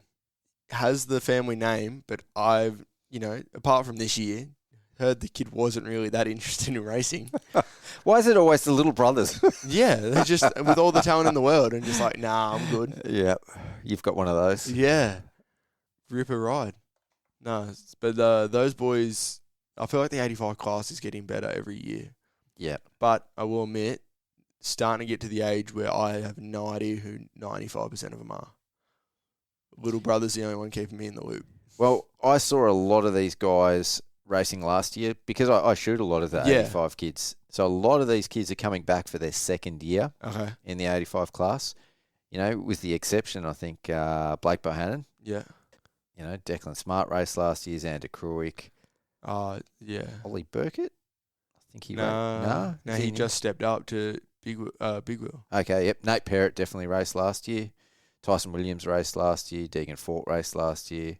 And it's a big step up, I think, from certainly from doing like a 5-minute 65 race to... Yeah, and I think as well, though, like you go back 2 or so years when Nunny, Fort, Cooper Ford and Seth Lachlan Thomas, Allen, Lachlan Allen were, they were the guys. Yeah, Richie Lawler, yeah. Yeah, the gap was so much bigger. Now the whole top 10's doing the triple and, they're all hitting the finish second lap and, they're all doing the rhythms to a great extent. Like, I think it is impressive to see how well all these 85 kids are getting out of there. Like, a massive pat on the back to all of them. Well, I don't know if you remember, I'm sure you will, but like when the 85s came out, they announced the CR22 Cup. Yeah. And they came out at the Adelaide Entertainment Centre. It was carnage. Yes. Like there was guys going short, there was kids going long. Yeah. Kids couldn't get through the rollers, kids couldn't get through the rhythms. Like Yeah. it was just carnage. And people were going, man, we shouldn't let these kids race Supercross. Like they're just not ready for it. To now, like you look at, those kids that are, like you said, in the top 10 of the 85 class, and they look exactly the same as the top 10 in the SX3 class or the top 10 in the SX2 class in terms of their style, their rhythms. Yeah. They're doing it all. I raced the 85 Cup in 2017. Yep. 2018 on a 85. I remember I hit the Supercross triple 1 round. I got 5th in the championship. Yep. Like, you know what I mean? Like, I could double through the rhythms and I hit the finish and, you know what I mean? I would have got smoked. Yeah, yeah. You know what I mean by these kids? I'd be battling around in 12. Some of them are tripling shit, Yeah, like I was just... Yeah. Nah, it's awesome to see. Yeah, yep, definitely. But I have to say too, some of them are looking pretty damn big on those 85s. Yeah. We watched, a mate of mine and I watched the first round again on TV last night. And yeah, some of these kids are massive. It might be Nate Nate's pretty, he's pretty tall. He's pretty big on there. Yeah. Ollie Burkett was pretty big on there. Yeah. Yeah, there's a few of them. Like, Tyson Williams. Yeah. The 169, on the Cato is, he's massive on there. Yep. So, there's definitely a few of them. Nice. And it's good, like up the tail end, guys like Blake Banich from South Australia, first ever Supercross. Like doing that. Young Joe Birch. Yep. This is his second season. Like, I've ridden with him a couple of times this preseason. Gets around awesome. You know what I mean? He's a great 85 rider. It's always good to see them. He's putting in the main. I think he got like at around the 10th place mark. So, Yeah, Dylan Gromble, another South Australian. He ripped at AJMX. Yeah, he got the title. At Adelaide last year, they went out on the 85s and first lap, does the on at Adelaide and then jumps the triple when they were like, no, no 85s jump at the triple. Yeah. He actually went down on the first day, and then I think that sort of set the tone for his weekend at Redcliffe. But I expect, he's going to be up there putting it to some of these boys as well. But yeah, it's a good class. It's fun to watch. Yeah. One thing I did want to say about this class, I'm amazed that there wasn't more riders. 85s is it because a lot of them have moved up? And AJ Mack's been so close. Yep. I think AJ Mack's been in a state. This is the first time Junior Aussies has been close. Yep. You know what I mean? We had Perth, Darwin, Rockhampton. Yes. You know what I mean? A lot of the guys that they chose to do Supercross instead of like some of the Victorians are going, oh, we're not going to go all the way to Perth. Yep. We'll race Supercross. So Yep. I think, you know what I mean, and now some of the younger kids stepping through, you know what I mean. So I don't know. I think, I think that's probably got a big thing to play with it. Like I think next round, like the amount of 85 kids that I've seen ride in Supercross now that didn't do round 1 and 2 because they raced Aussies, I think, you know, the next 3 rounds just get busier and busier. Yeah. That was something that I did actually have a note to talk to you about. Are we doing a disservice to our Supercross season and to riders by having the events push right up? Like, you know, MXGP was an example for some of the guys. Yeah. You know, I think our Pro MX season was more condensed, which was good Yes. in terms of the Supercross prep. But yeah, with AJMX a week out, and a lot of those kids are typically racing Supercross. You know, guys like Connor Gillett, which I think he would have done super well in the 85s this year, but Put all of the time and effort into Aussies. Yeah. Like, is that something we need to look at? Yeah, I think so. I think as well, though, the AJMX numbers had dropped as well due to them being in a further location. So I think there was a concern by Motorcycling Australia. Like they kind of wanted to make sure that the numbers were still big. And I believe you were there. Yep. Pretty full classes at AJMX, wasn't there? Yeah. I think, what was there, 360 riders and 520 class entries? Yeah, so good numbers. great numbers. So I think that needs to be reconsidered. But that's just going to have to be Oz Supercross will have to plan that better because Junior Oz is on the same weekend every year. That first weekend of Vic holidays, you know, because that's when all the schools have that holiday. So yep. I think we push back the first 2 rounds of Soupy. Push them back. Well, I mean the schedule this year originally Was tight, well, no, it had Redcliffe where it is, and then we had 5 weeks, and then 3 in a row. 3 in a row, and it kind of went under the radar that they moved the Sydney up like 3 weeks. Yeah, just didn't make an official announcement. They just went, this is the date, this is the Sydney Supercross. Yeah. And they're like, hang on, that's different to the first schedule. Yeah. But yeah, I guess with the exception of that being moved, it would have only been Redcliffe that had to get pushed back. Yeah. I think it's going to be interesting because then there's also the argument you don't really want to be racing into mid-December. Mm. You know what I mean? We already finished on the last weekend of November and we've got back-to-back rounds to finish. So, yeah. I don't see that doesn't bother me at all because this is this is my job. So, Yeah. you know, I end up hitting a period like between December and January where it's pretty light on and the bank balance gets very, very low. Yes. So, Yeah. and if we can race all of December and into January, I'll be stoked. Yeah. Yeah. Nah, but seriously, it's, you know, the riders need a break and a pre-season and everything as well. Like, Yeah. So I don't know what the solution is, but Yeah. I think motocross getting condensed. I think a lot of people were happy with. and I thought it went really well. Like it flowed good. The level of interest is continuous. Yeah. Like when you got a 5 or 6 week break mid-season, people forget what's going on. Yeah, 100%. And I mean, the only people that were annoyed with it are the people that go international anyway. So. Yep. But I think it's a better idea. You know, unless we're going to add more rounds. Yep. I don't see happening. I think we're sticking to the 8 for a while. So. Are we going to get more rounds of Supercross? I hope so. I hope we do. But then, you know, if we're doing that, like if they want Supercross to get bigger, then we're going to need to make motocross finish out. Like we're going to need to have a good preseason consistently. Yep. You know, do we see motocross finishing? What did we finish this Start year? of August. Is it? Was it first weekend of August? I've got it right here. So I will tell you. In the Mental for Moto calendar. Is that Mental for Moto calendar. That's where where is. we're looking? Yep, that's where it is. If you want all the national rounds next year, that is your best bet. August 2 to 3 was QMP. Yeah. Yep. So So what do we have? 9 weeks? between that and you got pretty much all of August, all of September into October. Yeah, 9 weeks at least. So 9, 10 weeks gap. I feel like it was pretty good. Yep. I mean, it was enough where I know a few of the factory guys had a week or two off. A few people went and sat by a beach for a week, kind of enjoyed and then got into it. I know a few people had enough time to get over some niggling injuries and stuff. Yeah. But I mean, in that gap as well, we had like 2 rounds of the state championship and yeah, we were still very busy down here in Victoria. yeah, but I think other states are the same as well. Yeah. So, yeah, but I guess if you get to that level, and that's something that I guess is different in Australia.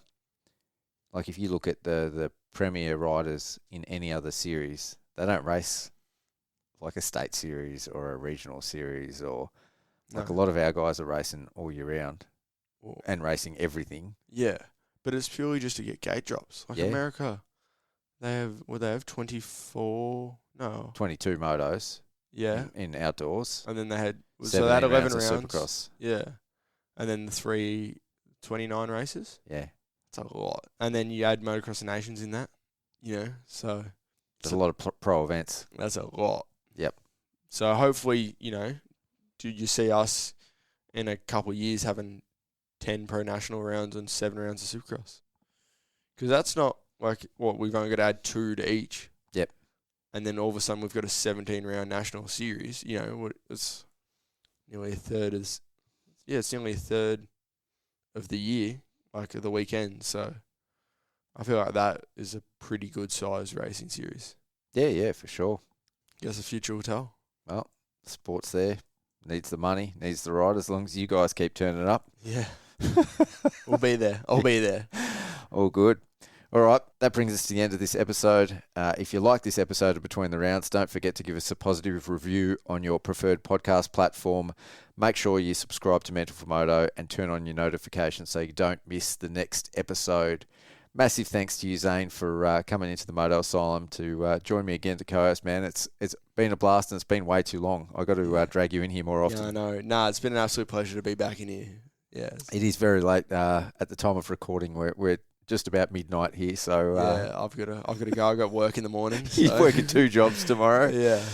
Shout out to our partners for this episode: One Thank You Motorcycles and Power Equipment, Fastline Suspension, Wolf Building Compliance, and the October sponsor of our motocross and supercross wall calendars, Death Grip Gloves. And most of all, thanks to you guys for listening. On behalf of Mental for Moto, I've been your host, Pete Wolf. Until next time, see ya.